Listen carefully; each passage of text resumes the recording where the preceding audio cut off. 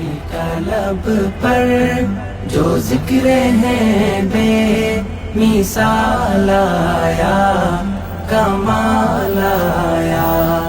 नबी का लब पर जो जिक्र है बे मिसाल आया कमाल आया। नबी का लब पर जो जिक्र है बे আমাদের লিল্লাহে তাকবীর, লিল্লাহে তাকবীর, লিল্লাহে তাকবীর। সম্মানিত উপস্থিতি, আমরা দেখতে পাচ্ছি আমাদের মাঝে এসে উপস্থিত হয়েছেন আমাদের আজকের অনুষ্ঠানের সম্মানিত প্রধান অতিথি, আন্তর্জাতিক Islamic scholar, writer and researcher, সম্মানিত প্রধান অতিথি ডক্টর মিজানুর রহমান আজহারী। আমরা আরেকবার তাকবীরের মাধ্যমে সম্মানিত প্রধান অতিথিকে সম্মানিত করতে চাই। লিল্লাহে তাকবীর। ধন্যবাদ।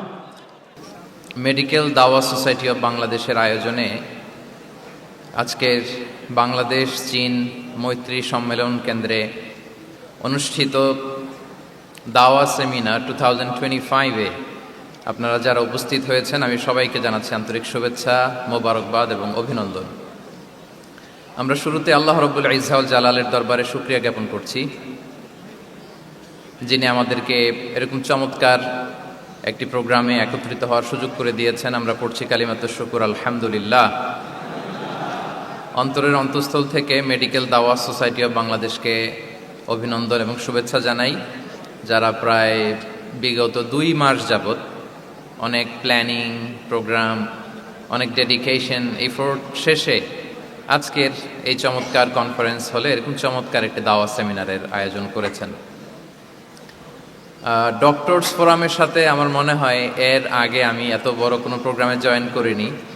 ছোট ছোট কিছু প্রাইভেট ক্লোজ মিট আপে বসার, কথা বলার সুযোগ হয়েছে। আল্লাহ শুক্রিয়া যে আজকে এই প্রোগ্রামে দেশের বিভিন্ন মেডিকেলগুলোর বা মেডিকেল কলেজগুলোর প্রফেসরস, ডক্টর, স্টুডেন্টস তারা উপস্থিত হয়েছেন এবং আমি অত্যন্ত সম্মানিত বোধ করছি যে এরকম চমৎকার একটি প্রোগ্রামে আপনারা আমাকে মেহেরবানি করে ইনভাইট করেছেন। আপনারা একটা টপিক শুনেছেন, যে টপিকটা আজকে আমি কভার করব সেটা হচ্ছে মেথোডোলজি অফ প্রফেটিক দাওয়া and its relevance to contemporary global society. রাসূল সাল্লাল্লাহু আলাইহি ওয়াসাল্লাম কিভাবে দাওয়া কার্যক্রম পরিচালনা করতেন, ওনার মেথোডোলজি কেমন ছিল এবং বর্তমান সময়ের সাথে এর প্রাসঙ্গিকতা কেমন, এই টপিকটা নিয়ে আমি কথা বলবো। তার আগে আমি শুরুতে দাওয়া ইস্যু যখনই আমার সামনে আসে তখন যেই কথাটা আমি বলি বা শেয়ার করি সেটা হচ্ছে মানহাজুল ওয়াসাতিয়া, মানে the balanced approach of Islam, ইসলামের যে ভারসাম্যপূর্ণ নেচার, এটা নিয়ে আমি কথা বলি। এবং আমার আলোচনার শুরুতে আমি সূরাতুল বাকারার 143 নম্বর আয়াত তেলাওয়াত করেছি, যেখানে আল্লাহ তাআলা বলছেন ওয়াকাযালিকা জাআলনাকুম উম্মাতান ওয়াসাতা লিতাকুনু শুহাদা আলান নাস। অনুরূপভাবে আমি তোমাদেরকে মধ্যমপন্থী জাতি বানিয়েছি বা মধ্যমপন্থী জাতি হিসেবে আবির্ভূত করেছি। উম্মাতান ওয়াসাতা মানে উম্মাতান আদলান ওয়া খিয়ারা, শ্রেষ্ঠ জাতি, ন্যায়পরায়ণ জাতি। এবং যারা শ্রেষ্ঠ, যারা ন্যায়পরায়ণ, তারাই মূলত মধ্যমপন্থী জাতি। তো আল্লাহ তাআলা আমাদেরকে মধ্যমপন্থী জাতি বলেছেন। এই যে মধ্যম পন্থা আল ওয়াসাতিয়া, এটা ইসলামের অনেকগুলো অনন্য বৈশিষ্ট্যের মধ্যে থেকে একটি বৈশিষ্ট্য। বাট মাঝে মাঝে আমরা এই পন্থাটার কথা ভুলে যাই। ভুলে কি করি, অনেক সময় অনেক প্রান্তিক লেভেল থেকে কাজ করে ফেলি, চিন্তা করে ফেলি, অনেক সময় খুব বাড়াবাড়ি করে ফেলি, অনেক সময় ছাড়াছাড়ি করে ফেলি। বরং আমাদের থাকতে হবে মাঝামাঝি। তাহলে the first and foremost reminder today in this conference hall, যে আমরা বাড়াবাড়িও করব না, ছাড়াছাড়িও করব না, আমরা মাঝামাঝি থাকবো। কোথায় থাকবো? জি, মাঝামাঝি, আল ওয়াসাতিয়া, যেটা শ্রেষ্ঠ এবং যেই মেথোডোলজির কথা কোরআন আমাদেরকে জানিয়েছে। আমি যদি এটাকে ইংরেজি করি ওয়াসাতিয়া, তাহলে ইংরেজি দাঁড়াবে এরকম যে the balanced nature of Islam, ইসলামের যেই ভারসাম্যপূর্ণ যে নেচার, এটার নাম হচ্ছে মূলত আল ওয়াসাতিয়া।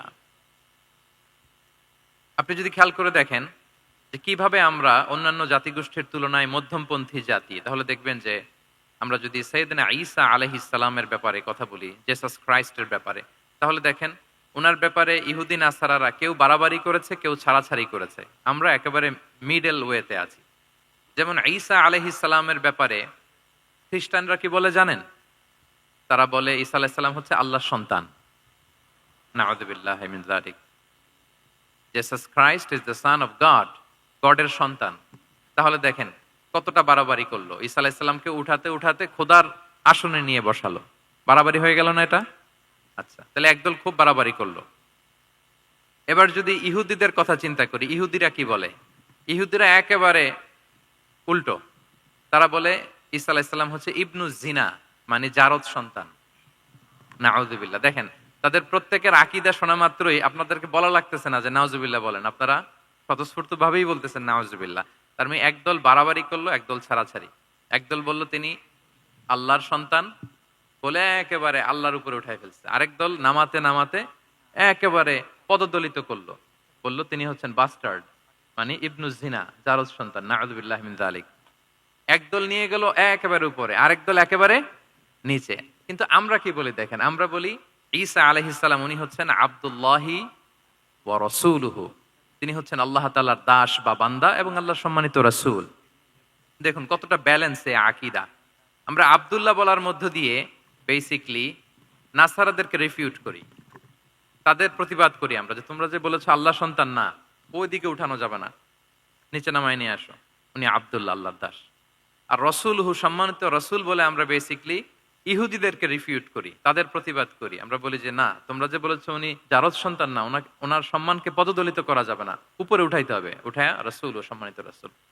তাহলে নাসারাদের আকীদা থেকে আমরা নিচে নেমে আসলাম, ইহুদিদের আকীদা থেকে আমরা উপরের দিকে গেলাম। ফলে এটা কি হলো? ব্যালেন্স হলো, ভারসাম্যপূর্ণ হলো, মধ্যম পন্থা হলো। তো আশা করি মধ্যম পন্থার উদাহরণটা বুঝতে পেরেছেন। আরেকটা ছোট্ট উদাহরণ দেই। আমাদের বোনদের যখন পিরিয়ড চলে তখন নাসারারা কি করে দেখেন, খ্রিস্টানরা তারা সবকিছু করে, কোনো বাজ বিচার রাখে না, তখন এমনকি ফিজিক্যাল ইন্টিমেসিতেও যায়। যখন আমাদের বোনদের পিরিয়ড চলে তখন তারা ফিজিক্যাল ইন্টিমেসিতেও যায়, কোনো বাজ বিচার নাই। এটা হচ্ছে নাসারাদের অবস্থান। আর ইহুদিদের কি অবস্থান? এরা এই 5 দিন 7 দিন আমাদের বোনদের যখন পিরিয়ড চলে তখন তারা তাদের স্ত্রীদেরকে ধরবে না, ছোবে না, স্পর্শ করবে না, একসাথে বসবেও না। তাদের ঘরে আলাদা একটা স্পেশাল রুম রাখে, ওই রুমের ভিতরে, ওই ঘরের ভিতরে তাদের 5 দিন 7 দিন ওখানে কাটাইতে হয়। তোমরা আবার সুস্থ হলে তারপরে আসবে। দেখেন একদল খুব বাড়াবাড়ি করলো, আরেক দল ছাড়াছাড়ি করলো। কিন্তু আমাদের ইসলামে আমরা ব্যালেন্স, যে বোনদের যখন পিরিয়ড চলে হাজবেন্ড ওয়াইফ তখন স্বাভাবিক মেলামেশা, কথাবার্তা, ঘরের টুকিটাকি কাজ সবই করতে পারবে, ইল্লাল জিমা, যেটা আমরা ফিজিক্যাল ইন্টিমেসি বলি, ওইটা ছাড়া আমরা সবই করতে পারবো। তাহলে দেখেন এই দুইটা উদাহরণ আমি সামনে আনলাম এজন্য যে এই যে মানহাজুল ওয়াসাতিয়াতি ওয়াল ইতিদাল, মধ্যম পন্থার কথা আমরা যেটা বলি, যেটাকে দিয়ে আল্লাহ তাআলা আমাদেরকে সম্মানিত করেছেন যে ওয়াকাযালিকা জাআলনাকুম উম্মাতান ওয়াসাতা, তোমাদেরকে আমি মধ্যমপন্থী জাতি বানিয়েছি, তোমাদের মধ্যে বাড়াবাড়িও থাকবে না, ছাড়াছাড়িও থাকবে না, বরং আমরা হব মধ্যমপন্থী। আমরা কি হব? কি হব? কিছুদিন আগে বোধহয় দেখলাম ওই যে ছাত্ররা যে দল করতেছে ওইটাও মধ্যমপন্থা নাম দিয়ে দিছে। আবার আজকের এই আলোচনা করে কোন বিপদে পড়ি, পরে বলবে যে তো বোধহয় ছাত্রদেরকে সাপোর্ট করতেছে ভেতরে ভেতরে। না, ওই ছাত্রদের মধ্যমপন্থার কথা বলতেছি না, ইসলাম যে মানহাজুল ওয়াসাতিয়ার কথা বলেছে সেটার কথা বললাম। তো প্রিয় ভাইয়েরা, প্রথম কথা হচ্ছে আপনি যখন দাওয়া বলবেন তখন আমাকে মধ্যম পন্থা বলতেই হবে। আমরা যখন ইসলাম শিখবো, শিখাবো, ইসলাম বুঝবো, বুঝাবো, এই সব ক্ষেত্রে আমাদেরকে মধ্যম পন্থা অবলম্বন করতে হবে। আমাদের খেয়াল রাখতে হবে আমরা যেন এক্সট্রিম লাইনে না যাই, আবার খুব এক্সট্রা লিবারেল যেন না হয়ে যায়, আমরা যেন মধ্যমপন্থী একটা অবস্থানে থাকি। এবং দাওয়া দেওয়ার ক্ষেত্রে এটাই বলা হয়েছে, আল্লাহ তাআলা বলছেন উদউ ইলা সাবিলি রাব্বিকা বিল হিকমাতি ওয়াল মাউইদাতিল হাসানাতি ওয়াজাদিলহুম বিল্লাতি হিয়া আহসান। নবী আপনি লোকদেরকে আল্লাহর পথে ডাকুন, বিল হিকমা, প্রজ্ঞার সাথে, সুন্দর সুন্দর উপদেশ সহকারে, এবং কখনো তর্ক বিতর্কে জড়ানো লাগলে সেটা উত্তম ভাবে আপনাকে জড়াতে হবে। তার মানে এই যে ইসলাম বোঝার ক্ষেত্রে, প্রচারের ক্ষেত্রে মধ্যম পন্থার নীতি যেটা, প্রজ্ঞা বা সুন্দর উপদেশমালা দিয়ে দাওয়াত দেওয়া, এটাও মূলত মধ্যম পন্থারই বহিঃপ্রকাশ। আমরা যখন কোনো দাওয়া কাজ করব অলওয়েজ মাথায় রাখতে হবে যে আমি বাড়াবাড়ি যেন না করি, আমি আবার ছাড়াছাড়িও যেন না করি, আমি যেন মাঝামাঝি থাকি। তো এই যে দাওয়া আমরা দিচ্ছি, দাওয়াটা কি? বেসিক্যালি এটা হচ্ছে একটা কমিউনিকেশন, রাইট? এই যে আমি কথা বলতেছি, আপনারা শুনতেছেন, ইমাম সাহেব খুতবা দিচ্ছেন, আমরা সেটা শুনি, স্ট্রিট দাওয়া হয়, বিভিন্ন রকম দাওয়া এখন হচ্ছে, এগুলো basically communication. And this communication should be full of wisdom and beautiful advice. এটাই মূলত আল ওয়াসাতিয়া, মানহাজুল ওয়াসাতিয়া, মধ্যম পন্থা। আমি যে বিশ্ববিদ্যালয় থেকে ব্যাচেলর করেছি ওই বিশ্ববিদ্যালয়ের একটা স্লোগান আছে, মানহাজুল ওয়াসাতিয়াতি ওয়াল ইআতিদাল। ওনারা মধ্যম পন্থার কথা বলে। তো আমি যেহেতু এই বিশ্ববিদ্যালয় আল আজহারের গ্রাজুয়েট, আমি যেখানেই যাই একটু করে আমি এই আল ওয়াসাতিয়ার কথাটা বলি প্রিয় ভাইরা। তো দাওয়া যেহেতু কমিউনিকেশন, আমরা ওরাল দাওয়া দিয়ে থাকি, কিন্তু বেসিকলি ওরাল দাওয়ার চেয়ে যেটা প্র্যাকটিক্যাল দাওয়া, থিওরিটিক্যাল দাওয়ার চেয়ে প্র্যাকটিক্যাল দাওয়াটা এটা বেশি ইফেক্টিভ, বেশি প্রোডাক্টিভ। আমরা যখন তাফসির মাহফিল করি, আমরা খুতবা দেই, আলোচনা করি, এটা থেকে তো মানুষ শিখে। কিন্তু আমি যদি আমার আচরণ দিয়ে কোনো একটা মেসেজ দিতে পারি, ওইটা মানুষের হৃদয়ে বেশি দাগ কাটে, বেশি মনে থাকে, খুব বেশি মনে থাকবে। এটার সুযোগ আপনাদের বেশি। যেমন আমি যদি একটা কোরআনের আয়াতের কথা বলি, এটার খুব একটা মূল্যায়ন নাই, কারণ উনি হুজুর মানুষ, উনি তো কোরআনই বলবে। কিন্তু একজন ডক্টর যখন কোরআনের আয়াত বলে, তখন বলে দেখছো মাশাআল্লাহ, একজন ডক্টর, সে চিকিৎসা বিজ্ঞানে এত বড় এক্সপার্টিজের পর আবার কোরআনও জানে। ওই কথা কিন্তু আমিও বলছি, আমার দাম নাই। কিন্তু আপনাদেরকে কত সম্মানের চোখে দেখা হচ্ছে। আবার দেখেন, 5 ওয়াক্ত সালাত আদায় করা জামাতের সাথে, ফরজ সালাতগুলো, এটা তো মানে করতেই হবে, কম্পালসারি। এটা করে তো খুব বেশি ক্রেডিট নেওয়ার কিছু নাই, তো আমরা সবাই পড়ি। কিন্তু একজন ডাক্তার যখন নামাজ পড়ে, খেয়াল করে দেখবেন, একজন ডক্টর যখন চেম্বারে রুগীদেরকে রেখে বলে যে ওখানে যদি লেখা থাকে যে সালাতের সময় বিরতি থাকবে, বা বলা হয় যে এই ডাক্তার কিন্তু রুগী বসিয়ে রেখে নামাজটা পড়ে এসে আবার রুগী দেখা শুরু করে, এটা সবাই খুব পজিটিভলি নেয় যে দেখো এত ব্যস্ততার পরেও চাইলে এই সময় রুগী দেখতে পারতো, কিন্তু উনি নামাজ পড়ে। দেখেন, একই কোরআনের কথা আমিও বললাম, আপনিও বললেন, আপনার মর্যাদা কত বেশি। আমিও জামাতে নামাজ পড়ি, ইমামতি করাই, আর আপনি যে একটু তাড়াতাড়ি করে নামাজটা পড়ে চলে আসেন, এটাতে আপনার এপ্রিসিয়েশন কত বেশি। তো এভাবে আপনাদের কিন্তু দাওয়া কাজ করার সুযোগ অনেক বেশি, কারণ এটা অনেক মানে নোবেল একটা প্রফেশন, মহৎ পেশা। আপনারা জনগণকে সরাসরি সেবা দেওয়ার যে ব্যাপারটা, এটার সুযোগ আছে। যুদ্ধ বিধ্বস্ত আপনি আহতদেরকে সেবা দিতে পারেন, আগুনে পোড়া রোগীদেরকে সেবা দিতে পারেন, দুরারোগ্য ব্যাধি, তার আর যাওয়ার জায়গা নেই, আপনি সেবা দিতে পারতেছেন। যে কোনো রোগ বালাই, যে কোনো পরিস্থিতিতে যখন একজন মানুষ অসুস্থ হয়, তখন আপনি সেবা দিচ্ছেন, তখন তার মনটা কিন্তু খুব নরম থাকে, তার মধ্যে একটা অসহায়ত্ব কাজ করে। ওই একটা অসহায় মানুষ, তার মনটা খুব নরম, ওই রকম একটা সিচুয়েশনে তারা আপনাদের দ্বারস্থ হয়। ফলে আপনাদের কিন্তু দাওয়া কাজ করার সুযোগ অনেক বেশি, এবং সেক্ষেত্রে ওরাল দাওয়ার চেয়ে আপনার যে প্র্যাকটিক্যাল দাওয়া, এটার ইফেক্ট অনেক বেশি। নিজের আচরণ দিয়ে যে মেসেজটা দেওয়া যায়, এটা সবচেয়ে ইফেক্টিভ। আপনার লেনদেন, আপনার ডিলিংস কেমন, আপনি মানুষ হিসেবে কেমন, এটা সবচেয়ে পাওয়ারফুল দাওয়া। উমরে ফারুক রাদিয়াল্লাহু তাআলা আনহু, উনি ওনার ছাত্রদেরকে প্রায় বলতেন, উমরে ফারুক রাদিয়াল্লাহু তাআলা, উনি বলতেন যে কুনু দুআতান ইলাল্লাহি ওয়া আনতুম সামিতুন, যে তোমরা আল্লাহর রাস্তায় দাওয়াতি কাজে বের হয়ে যাও এমন অবস্থায় যে তোমরা চুপচাপ। তো ছাত্ররা বলতো দাওয়াতি কাজও করতে বলতেছেন, আবার চুপচাপও থাকতে বলতেছেন, এটা আবার কিভাবে দাওয়াত দিব? তো উমর ফারুক রাদিয়াল্লাহু তাআলা আনহু বলতেন, বি আখলাকিকুম, তোমাদের আখলাক দিয়ে দাওয়াত দাও। আখলাক দিয়ে দাওয়াত দেওয়া যায় না?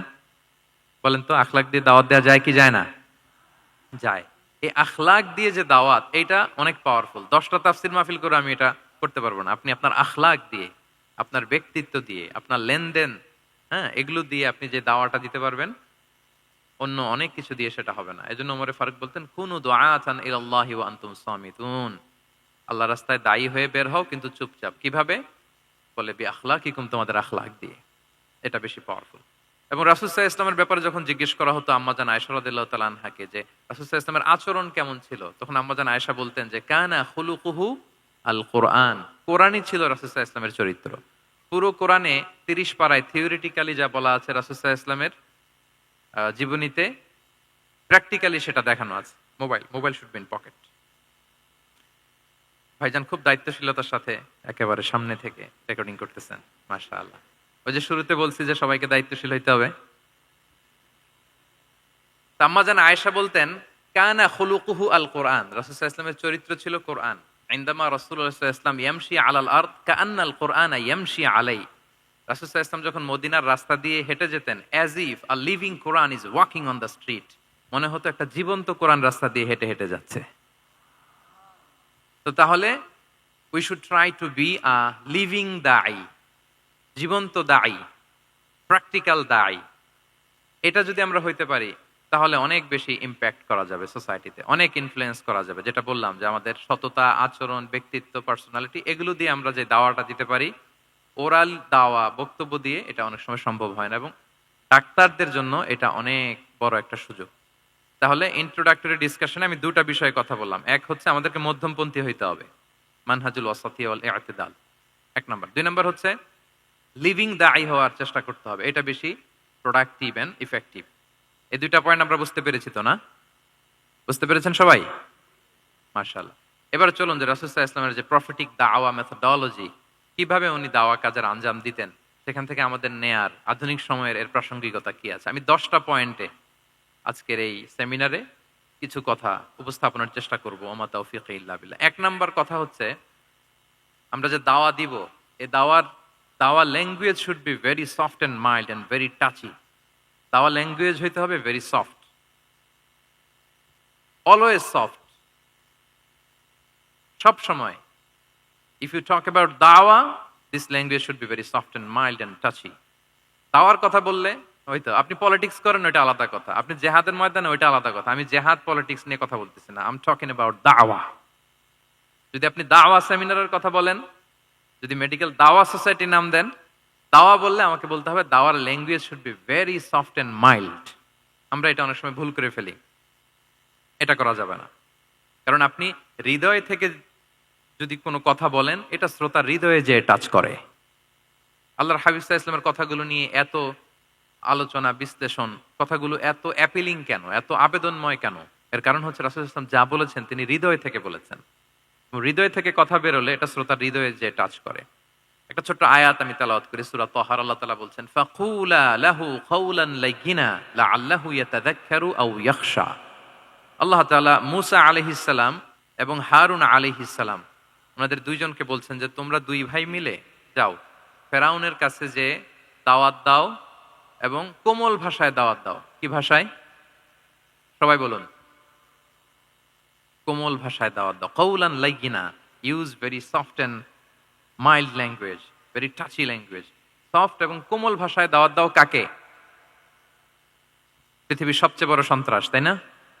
হ্যাঁ, দুর্ধর্ষ সন্ত্রাস, খোদাদ্রোহী, তারপর সীমা লঙ্ঘনকারী। আপনি যত নেগেটিভ যা বলবেন সব যাবে ওর সাথে।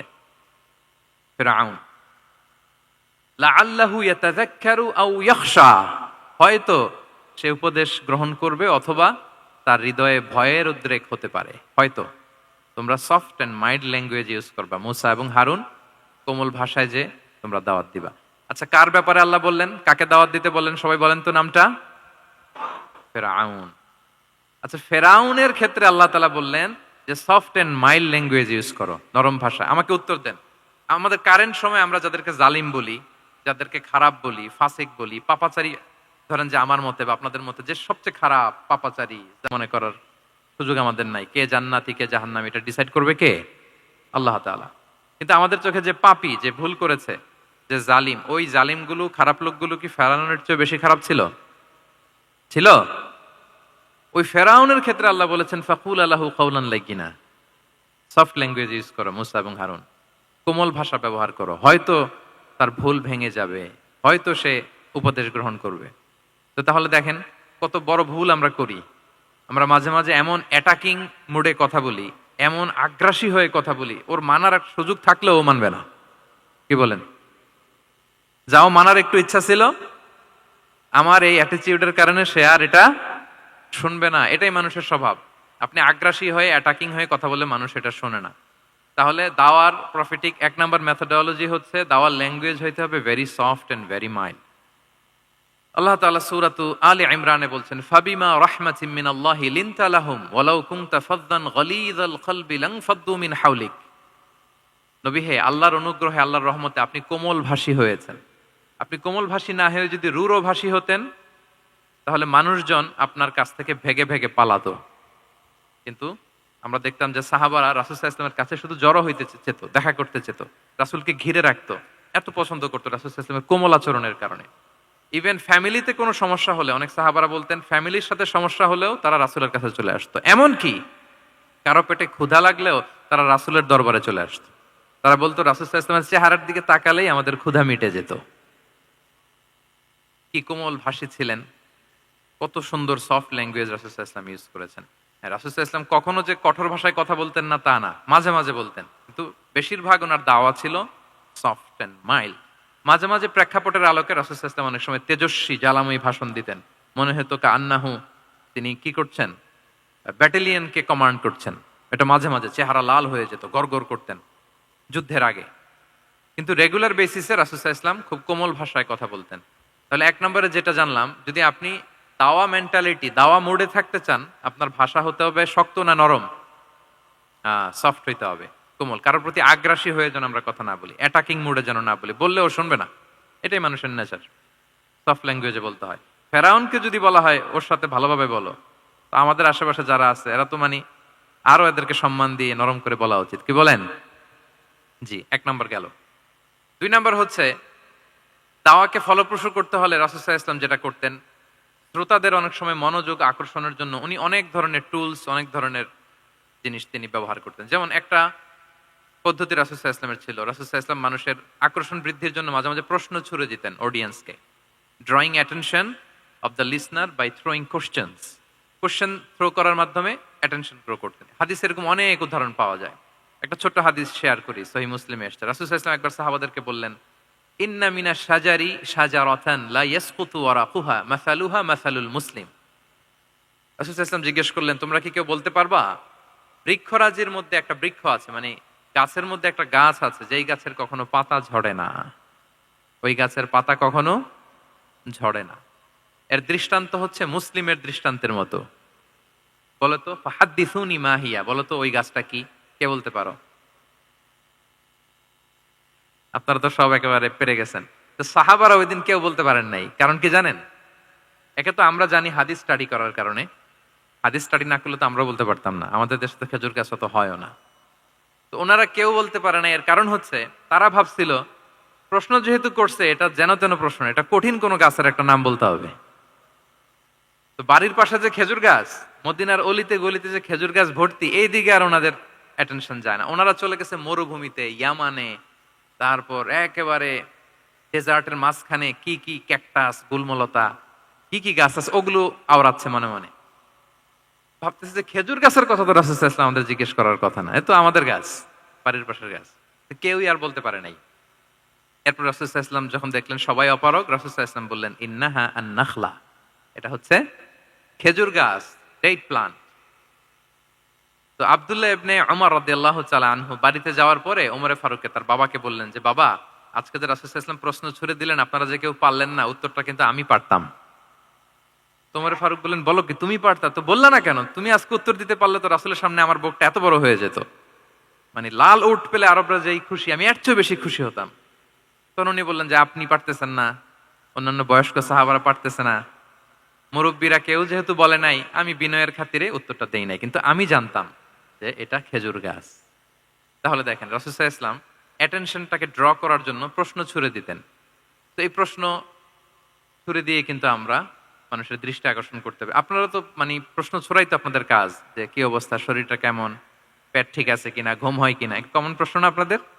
আপনাদের কাছে গেলেই তো প্রথমে জিজ্ঞেস করে যে হজম হয় কিনা, তারপর ঘুম আসে কিনা, এই হয় কিনা, অনেক প্রশ্ন আপনারা করেন। তো এইভাবে আপনি যদি আস্তে আস্তে প্রশ্নের ছলে যদি তাকে আপনি দাওয়া দিতে চান, আপনি কিন্তু দিতে পারেন। এটা রাসূল সাল্লাল্লাহু আলাইহি ওয়াসাল্লামের একটা দাওয়া মেথোডোলজি ছিল। দুইটা বলে ফেললাম, একটা হচ্ছে দাওয়ার ল্যাঙ্গুয়েজ হতে হবে অনেক শক্ত, নাকি?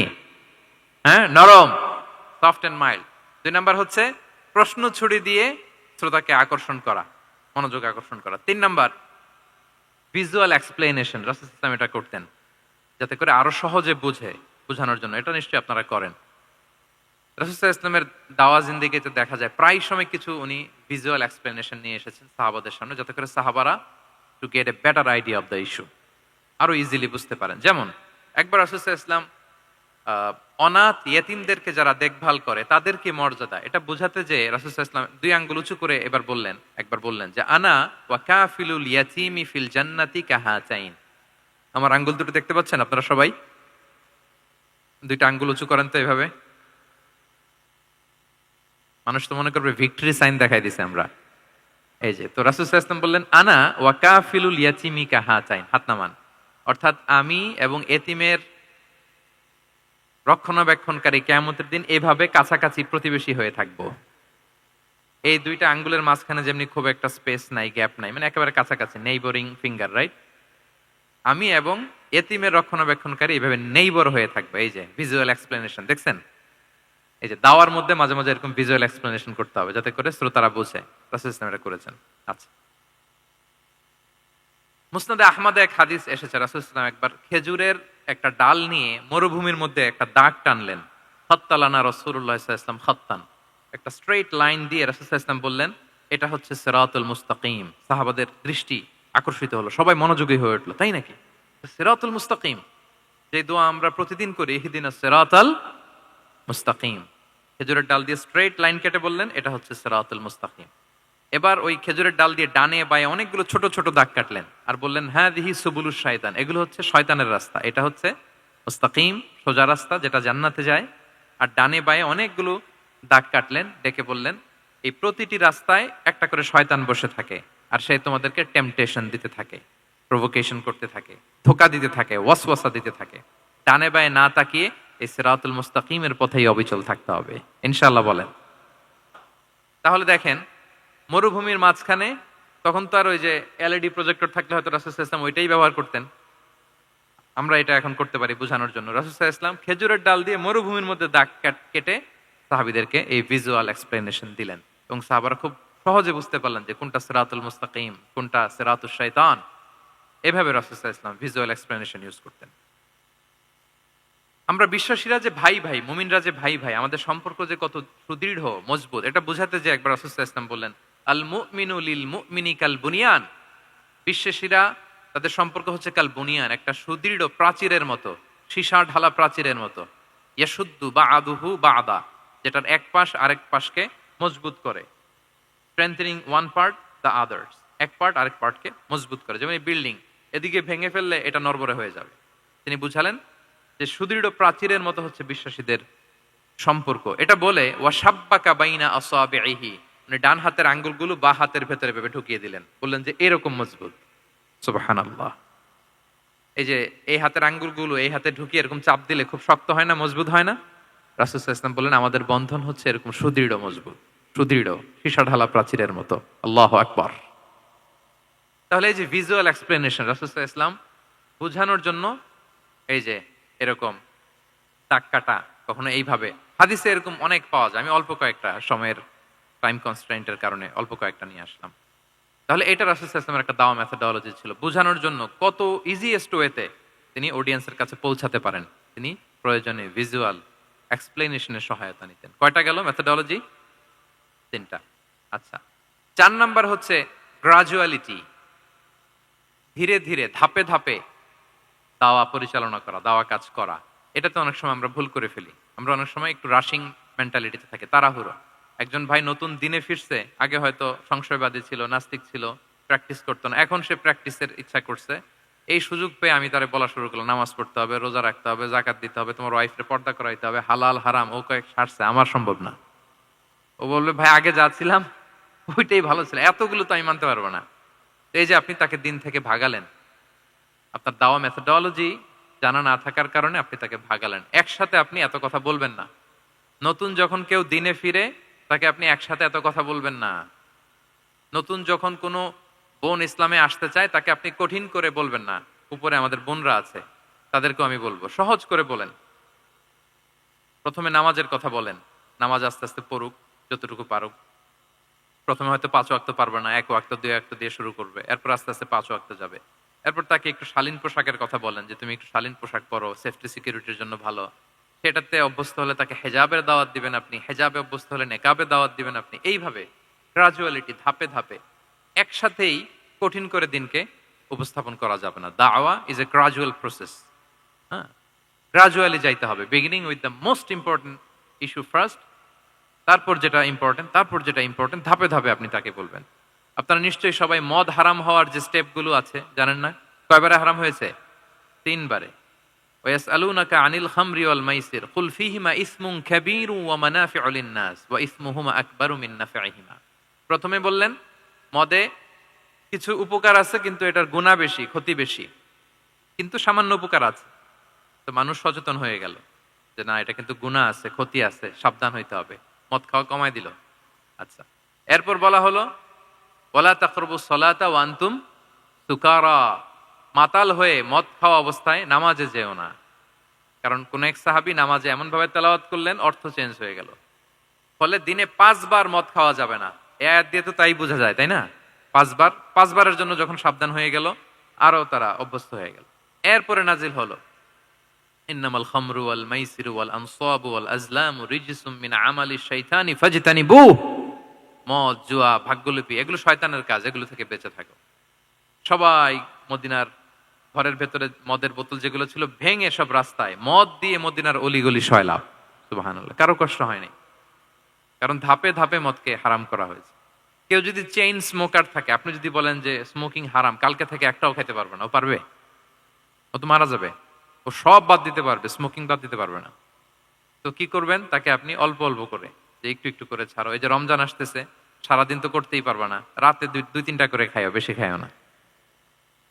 না মানে ছাড়ানোর জন্য বলতেছে আর কি, যে 10টা খায় তারা যদি আপনি 2টা খাইতে বলেন, এটা তো আপনি দাওয়াই দিলেন নাকি, কমাইতে বললেন তো। সিগারেটের প্রতি তার উৎসাহিত করতেছি না আমরা। চেইন স্মোকার ও 10টা ছাড়া হয় না প্রতিদিন। তো এই রমজানে আপনি তারা বললেন যে সারাদিন তো তুমি না খেয়ে থাকবা, রাতে 1টা 2টা বা 3টা গেল। প্রথম দশকে 3টা, এরপরের দশকে 2টা, তারপরের দশকে 1টা। যে 1টা খায় তারপরের দিন তো সে চাইলে ছেড়েও দিতে পারে, কি বলেন? এইভাবে গ্রাজুয়ালি তাকে ছাড়ানোর জন্য অভ্যস্ত করতে হবে। তাহলে এই গ্রাজুয়ালিটিটা দরকার। আমি হাদিস থেকে, সিরাত থেকে একটা উদাহরণ দেই, শুনুন।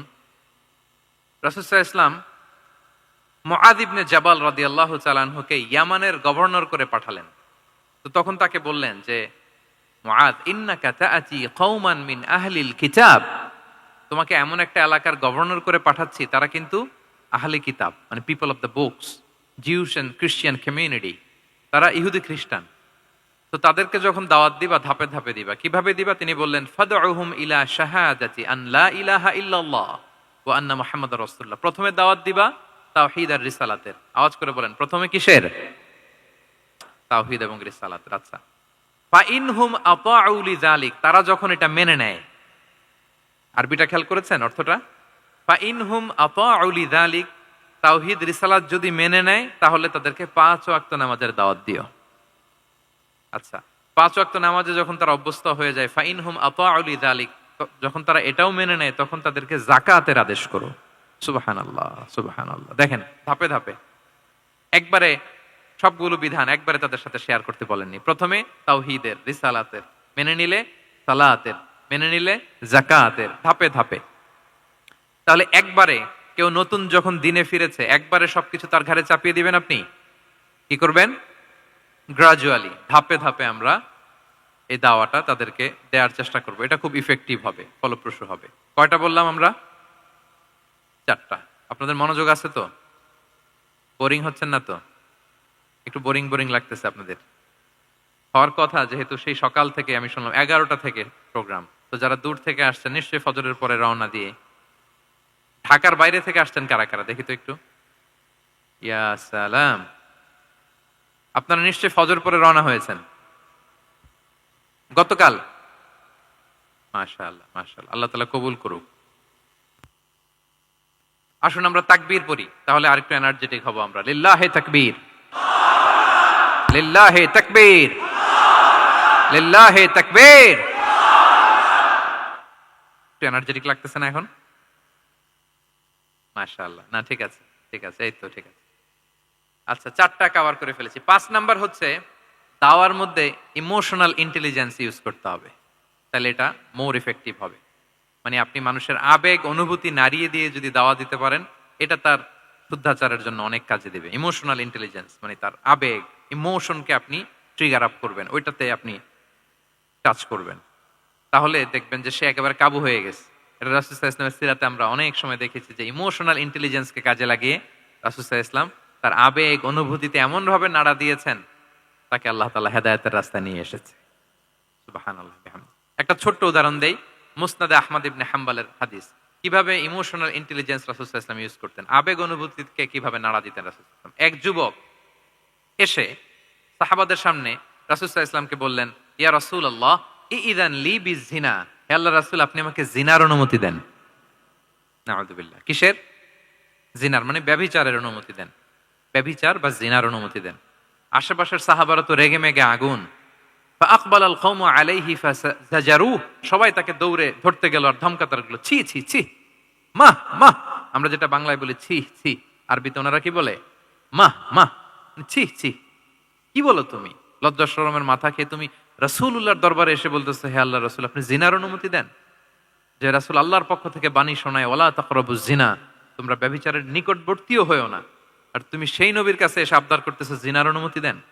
তারা যখন তেরে আসলো এই যুবকের দিকে, রাসূল সাল্লাল্লাহু আলাইহি ওয়াসাল্লাম তাদেরকে থামালেন, বললেন যে তোমরা থামো, যুবককে ডেকে আনো আমার কাছে। যুবককে নিয়ে আসা হলো। রাসূল সাল্লাল্লাহু আলাইহি ওয়াসাল্লাম তাকে পরম আদরে কাছে টেনে নিলেন। এবার তাকে জিজ্ঞেস করলেন, তুমি জিনার অনুমতি চাও না? বলে যে, ইয়া রাসূলুল্লাহ, জি, জিনার অনুমতি চাই। তখন রাসূল সাল্লাল্লাহু আলাইহি ওয়াসাল্লাম বললেন, তুমি আমাকে উত্তর দাও তো, তুমি বলো তো যে আতুহিব্বুহু লি উম্মিক, তুমি কি পছন্দ করবে যে কোনো পরপুরুষ তোমার মায়ের সাথে এই জিনাটা করুক?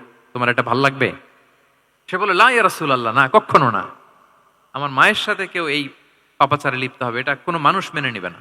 আমি কেন, কেউ মেনে নেবে না। তারপর রাসূল সাল্লাল্লাহু আলাইহি ওয়াসাল্লাম তাকে বললেন, আতুহিব্বুহু লিবনাতিক, তুমি তোমার কলিজার টুকরা সন্তান, কন্যা সন্তানের সাথে, তোমার কন্যার সাথে কেউ এই পাপ কাজটা করুক, এটা তুমি মেনে নিবে? এটা তুমি পছন্দ করো? সে বলল, লা ইয়া রাসূলুল্লাহ, হে আল্লাহ রাসূল, কশ্চিন কালেও না, কখনো মানবো না। আমার মেয়ের সাথে কেউ এই কাজ করবে, আমি কখনো মানবো না। রাসূল সাল্লাল্লাহু আলাইহি ওয়াসাল্লাম আবার তাকে প্রশ্নবাণে জর্জরিত করতে লাগলেন। আবার বললেন, আতুহিব্বুহু লি উখতিক, তুমি কি তোমার প্রিয় বোনের সাথে কেউ এটা করুক, এই পাপাচারে লিপ্ত হোক, জিনা করুক, পছন্দ করবে? তোমার বোনকে কেউ এরকম করবে, অপমান করবে, এটা চাইবে তুমি? বলে, কখনো না, লা ইয়া রাসূলুল্লাহ, কখনো না, কেউই তো পছন্দ করবে না এটা। তখন রাসূল সাল্লাল্লাহু আলাইহি ওয়াসাল্লাম বললেন, তুমি যার সাথে জিনার অনুমতি চাইছো সে তো কারো না কারো মা, কারো না কারো মেয়ে, কারো না কারো বোন। তুমি এভাবে কেন ভাবতে পারো না? সুবহানাল্লাহি বিহামদি। এই কথা বলার পরে তো সে একেবারে ইমোশনালি এমন ড্যামেজ হয়েছে, লজ্জায় কাচুমাচু হয়ে মাথা নিচু করে দাঁড়ায়। তখন রাসূল ইসলাম তার পিঠে একটা আলতো চাপড় মারলেন, পরম মমতায় আলতো চাপড় দিয়ে তার জন্য দোয়া করলেন, আল্লাহুম্মা গফির যামবাহ ওয়া তাহহির কলবাহ ওয়া হাসসিন ফারজাহ। আল্লাহ, তুমি এই যুবকের পাপ মোচন করো। আল্লাহ, তুমি তার অন্তরটাকে পরিশুদ্ধ করো। আল্লাহ, তুমি তার চরিত্রটাকে নিষ্কলুষ করো।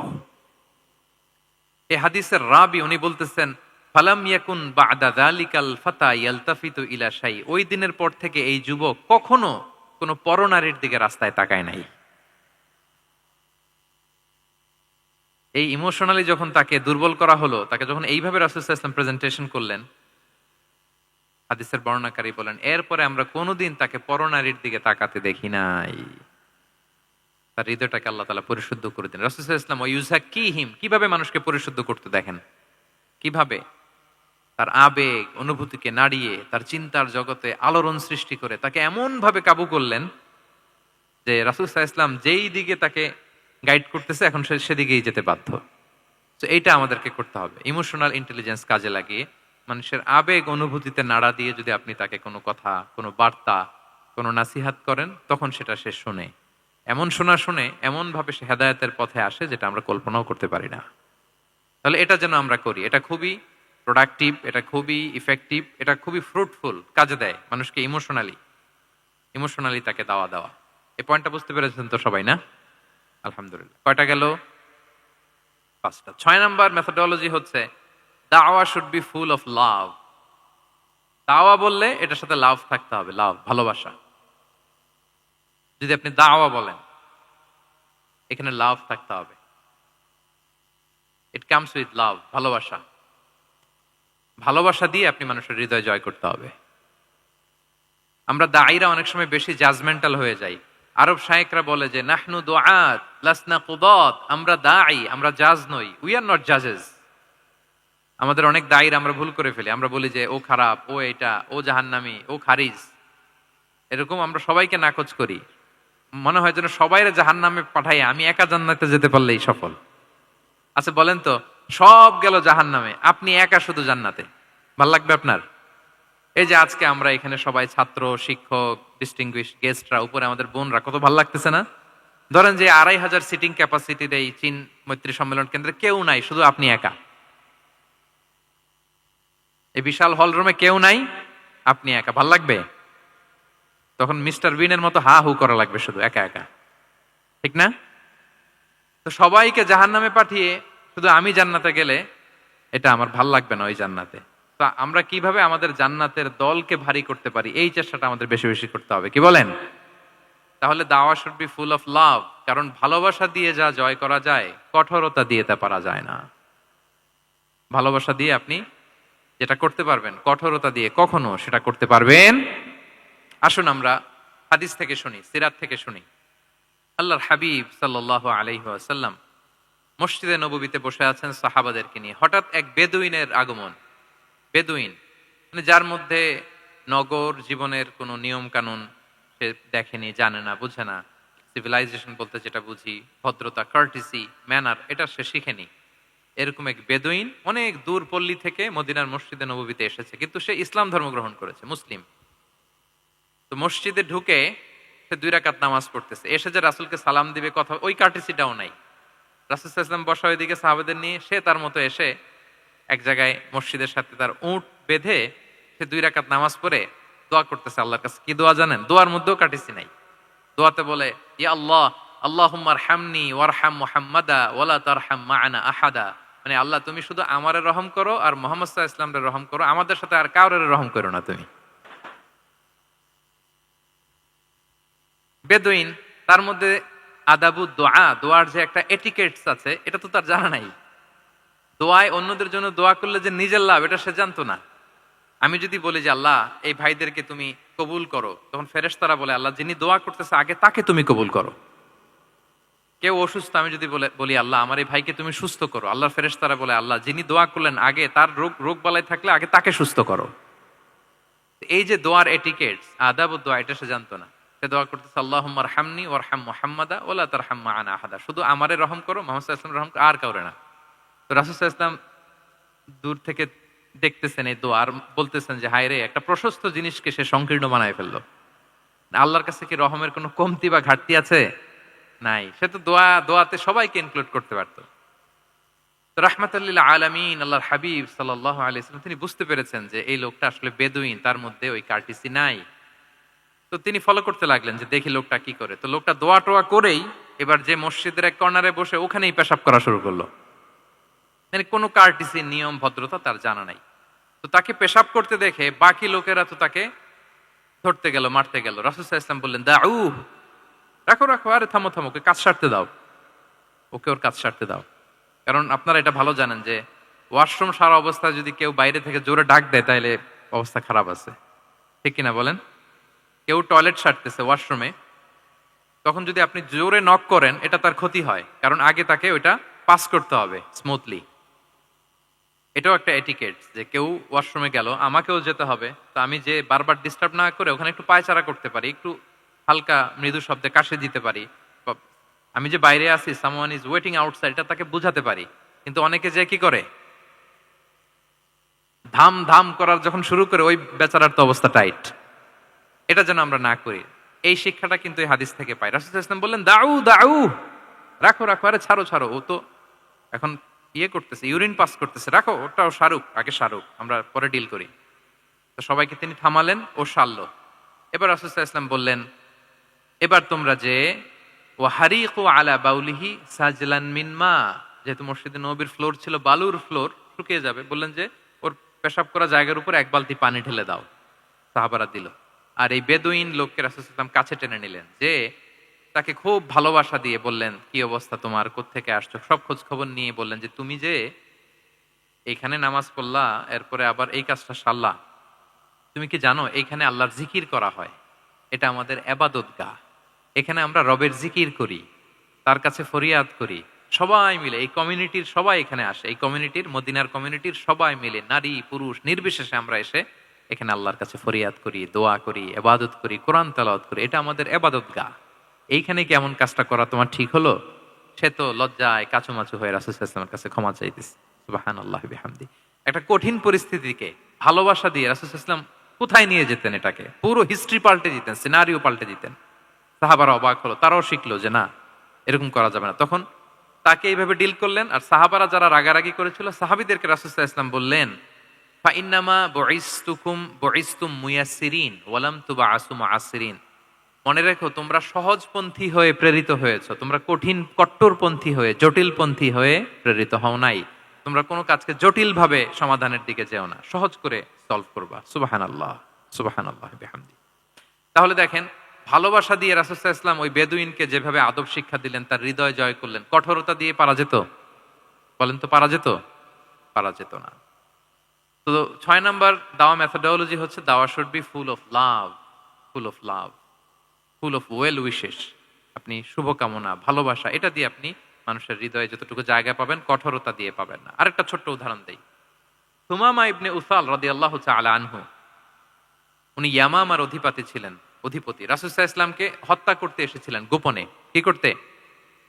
হত্যা করতে। কি করতে বলেন সবাই? হত্যা করার জন্য এসেছিলেন। কিন্তু দুর্ভাগ্যক্রমে হত্যা করতে এসে সে ধরা পড়ে গেছে সাহাবীদের হাতে, হত্যার করতে পারে নাই সুমামা ইবনে উসাল। তো সাহাবীরা তাকে ধরে মসজিদে নববীর পিলারের সাথে বেঁধে রাখলো, ইসলামকে ডাকলো। তারা বললো যে ইয়া রাসূলুল্লাহ, দেখেন ইয়ামামা থেকে আসছে সুমামা ইবনে উসাল আপনাকে হত্যা করবার জন্য, তাকে আমরা ধরে ফেলেছি, আমরা বেঁধে রেখেছি। তো রাসূল ইসলাম তার কাছে যে তার খোঁজ খবর নিলেন প্রথম দিন, এবং তার সামনে যথারীতি তাওহীদ এবং রিসালার দাওয়াত দিলেন। ফিরে আসলেন, ফিরে এসে সাহাবাদেরকে বললেন, তোমাদের ঘরে ভালো রুটি আছে কার কাছে? রুটির কালেকশন, আটা পিষে রুটি বানাতে পারবে। একজন বললো আমি। বললো যে এটা সুমামাকে দিয়ে আস। তো দিয়ে আসলো। আরেকজন বললো ভালো তাজা খেজুর আছে কার কাছে? এক সাহাবী বললেন আমার কাছে। রাসূল ইসলাম বললেন যাও, এটা সুমামাকে দিয়ে আস। দিয়ে আসলেন। এরপরের দিন রাসূল ইসলাম যে আবার ইসলামের সৌন্দর্য, মাহাসিন আহকামি শারিয়া, ইসলামী শারিয়ার যে বিউটি অফ ইসলাম, এটা তুলে ধরলেন, ইসলামের যৌক্তিকতা তুলে ধরলেন। সে অবাক হতে লাগলো যে কিরে, যুদ্ধবন্দীদের সাথে মুহাম্মদ সাল্লাল্লাহু আলাইহি ওয়াসাল্লাম এবং তার অনুসারীরা এরকম আচরণ করে? সে তো যুদ্ধবন্দী, এত সুন্দর আচরণ। তাকে আবার ইসলামের সুশীতল বাণীগুলোর প্রতি আহ্বান করে রাসূল ইসলাম বাড়িতে এসে এবার নিজের যে উট আছে, উটকে যে পালে, সে রাখালকে বলল, তুমি উটের দুধ দহন করে তাকে কিছু দুধ দিয়ে আসো, যাও। সুবহানাল্লাহ। আসছিল রাসূল সাল্লাল্লাহু আলাইহি ওয়াসাল্লামকে কি করতে? হত্যা করতে। তো তাকে ওটের গরম দুধ দিয়ে আসা হলো, সে পেট ভরে খেলো। তৃতীয় দিন এবার রাসূল সাল্লাল্লাহু আলাইহি ওয়াসাল্লাম যে ইসলামের যে ভবিষ্যৎ, ইসলাম মানলে যে জান্নাতে থাকা যাবে, এগুলো সব বললেন, এবং তাকে আরো অনেক মেহমানদারি করলেন, আপ্যায়ন করলেন। 3 দিন যখন রাসূল সাল্লাল্লাহু আলাইহি ওয়াসাল্লাম ইসলামকে তার সামনে এভাবে প্রেজেন্ট করলেন, আপ্যায়ন করলেন, ভালো আচরণ দেখালেন, সে অবাক হয়ে গেল। আল্লাহ তাআলা তার হৃদয়টাকে নূর দিয়ে আলোকিত করে দিলেন। 3 দিন পর রাসূল সাল্লাল্লাহু আলাইহি ওয়াসাল্লাম সাহাবীদেরকে ডেকে বললেন, যাও সুমামা ইবনে উসালের হাত পা গুলো যে রশি দিয়ে বেঁধে রেখেছো ছেড়ে দাও, রশিগুলো খুলে দাও। সাহাবারা বলেন কি ইয়া রাসূলুল্লাহ, সে তো খুনি, সে সুযোগ পেলেই তো অ্যাসাসিনেট করতো, তার রশি, হাতের রশি খুলে দিতে আপনাকে মেরে ফেলবে। আল্লাহ রাসূল সাল্লাল্লাহু আলাইহি ওয়াসাল্লাম বললেন, না, আমি যা জানি তোমরা সেটা জানো না, যেটা বলেছি তাই করো। মসজিদে নববীর পিলারের সাথে তাকে যে বেঁধে রেখেছো, রশি খুলে দাও, হাত পা খুলে দাও। আল্লাহর হাবিব সাল্লাল্লাহু আলাইহি ওয়াসাল্লামের নির্দেশ মোতাবেক সাহাবারা ওনার হাত খুলে দিলেন, পা খুলে দিলেন। সুমামা ইবনে উসাল কারোর সাথে কথা না বলে, তার বাড়ি তো ইয়ামামা, সেখানেও ফিরে গেলেন না, অন্য কোনো শহরেও গেলেন না। তিনি মদিনা থেকে অনতি দূরে একটা খেজুরের বাগান আছে, ওখানে কুয়া আছে, উনি যে ওই কুয়ার পানি দিয়ে গোসল করলেন। গোসল করে পবিত্র হয়ে মসজিদে নববীতে রাসূল সাল্লাল্লাহু আলাইহি ওয়াসাল্লামের কাছে ফিরে আসলেন, আর এসেই ঘোষণা দিলেন, আশহাদু আল্লা ইলাহা ইল্লাল্লাহ ওয়া আশহাদু আন্না মুহাম্মাদার রাসূলুল্লাহ। সুবহানাল্লাহ, সুবহানাল্লাহ। তিনি বললেন যে আমি সাক্ষ্য দিচ্ছি আল্লাহ ছাড়া কোনো ইলাহ নেই, আরো সাক্ষ্য দিচ্ছি যে মুহাম্মদ আপনি আল্লাহর প্রেরিত বান্দা এবং রাসূল। সুবহানাল্লাহ পড়বেন না সবাই? এবার তিনি বললেন, মুহাম্মদ, আপনার চেহারার চাইতে অপছন্দের চেহারা পৃথিবীতে আর দ্বিতীয়টা আমার কাছে ছিল না, কিন্তু আজকের পর থেকে আপনার চেয়ে প্রিয় চেহারা, আপনার চেহারার চেয়ে প্রিয় কোনো চেহারা আমার কাছে আর নাই। ইসলামের চেয়ে অপছন্দনীয় ধর্ম আমার কাছে আর ছিল না, কিন্তু আজ থেকে ইসলামের চেয়ে পছন্দনীয় কোনো ধর্ম আমার কাছে নাই। মদিনার চেয়ে অপছন্দের শহর আমার কাছে ছিল না, তো আজ থেকে মদিনার চেয়ে কোনো প্রিয় শহর আমার কাছে নাই। সুবহানাল্লাহ। উনি গমের বড় ডিলার ছিলেন, গম ব্যবসা করতেন। উনার থেকে গম নিয়ে মক্কায় মুশরিকরা চলতো। তিনি ঘোষণা দিলেন, আজকে থেকে আমার এলাকার কোনো গম মক্কায় যাবে না। এবার মক্কাবাসী পড়ছে বিপদে, গম ছাড়া তো তারা খেতেও পারবে না। তারা আল্লাহর হাবিব সাল্লাল্লাহু আলাইহি ওয়াসাল্লামের কাছে চিঠি লিখে পাঠালেন যে, মুহাম্মদ, তোমার এই যে নতুন অনুসারী, সে যদি গম না দেয় আমাদের তো অবস্থা খারাপ, তুমি দয়া করে এই গমের সাপ্লাই আবার যাতে সে চালু করে তুমি একটু বলে দাও। আল্লাহর হাবিব সাল্লাল্লাহু আলাইহি ওয়াসাল্লাম আবার সুমামা ইবনে উসালকে বলে দিলেন, আবার সে সাপ্লাই চালু করলো। সুবহানাল্লাহ বিহামদি। এবং তিনি প্রথম তালবিয়া পাঠ করে ওমরা করেছিলেন, ওনার আগে কেউ এভাবে ওমরা করতে পারেনি। তাহলে দেখেন, আসলো খুনি হয়ে, আসলো কি হয়ে?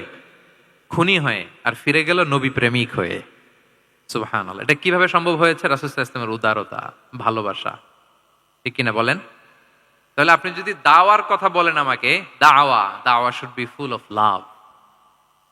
কারণ ভালোবাসা দিয়ে যা জয় করা যায়, কঠোরতা দিয়ে সেটা পারা যায় না। কয়টা গেল?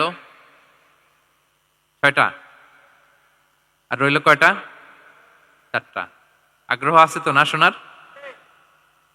আচ্ছা, 7 নাম্বার হচ্ছে, 7 নাম্বার, রাসূল সাল্লাল্লাহু আলাইহি ওয়াসাল্লাম যদি কাউকে কারেকশন করতে চাইতেন, কখনো তাকে অপমান করতেন না, অন্যের সামনে তার নাম নিতেন না, নাম না নিয়ে তাকে শুধরে দিতেন। এটা দাওয়ার আরেকটা মেথোডোলজি। কেউ কোনো ভুল কাজ করলে তার নাম ধরে অন্যের সামনে লজ্জিত করতেন না। আমরা কিন্তু অনেক সময় করে ফেলি, করি না?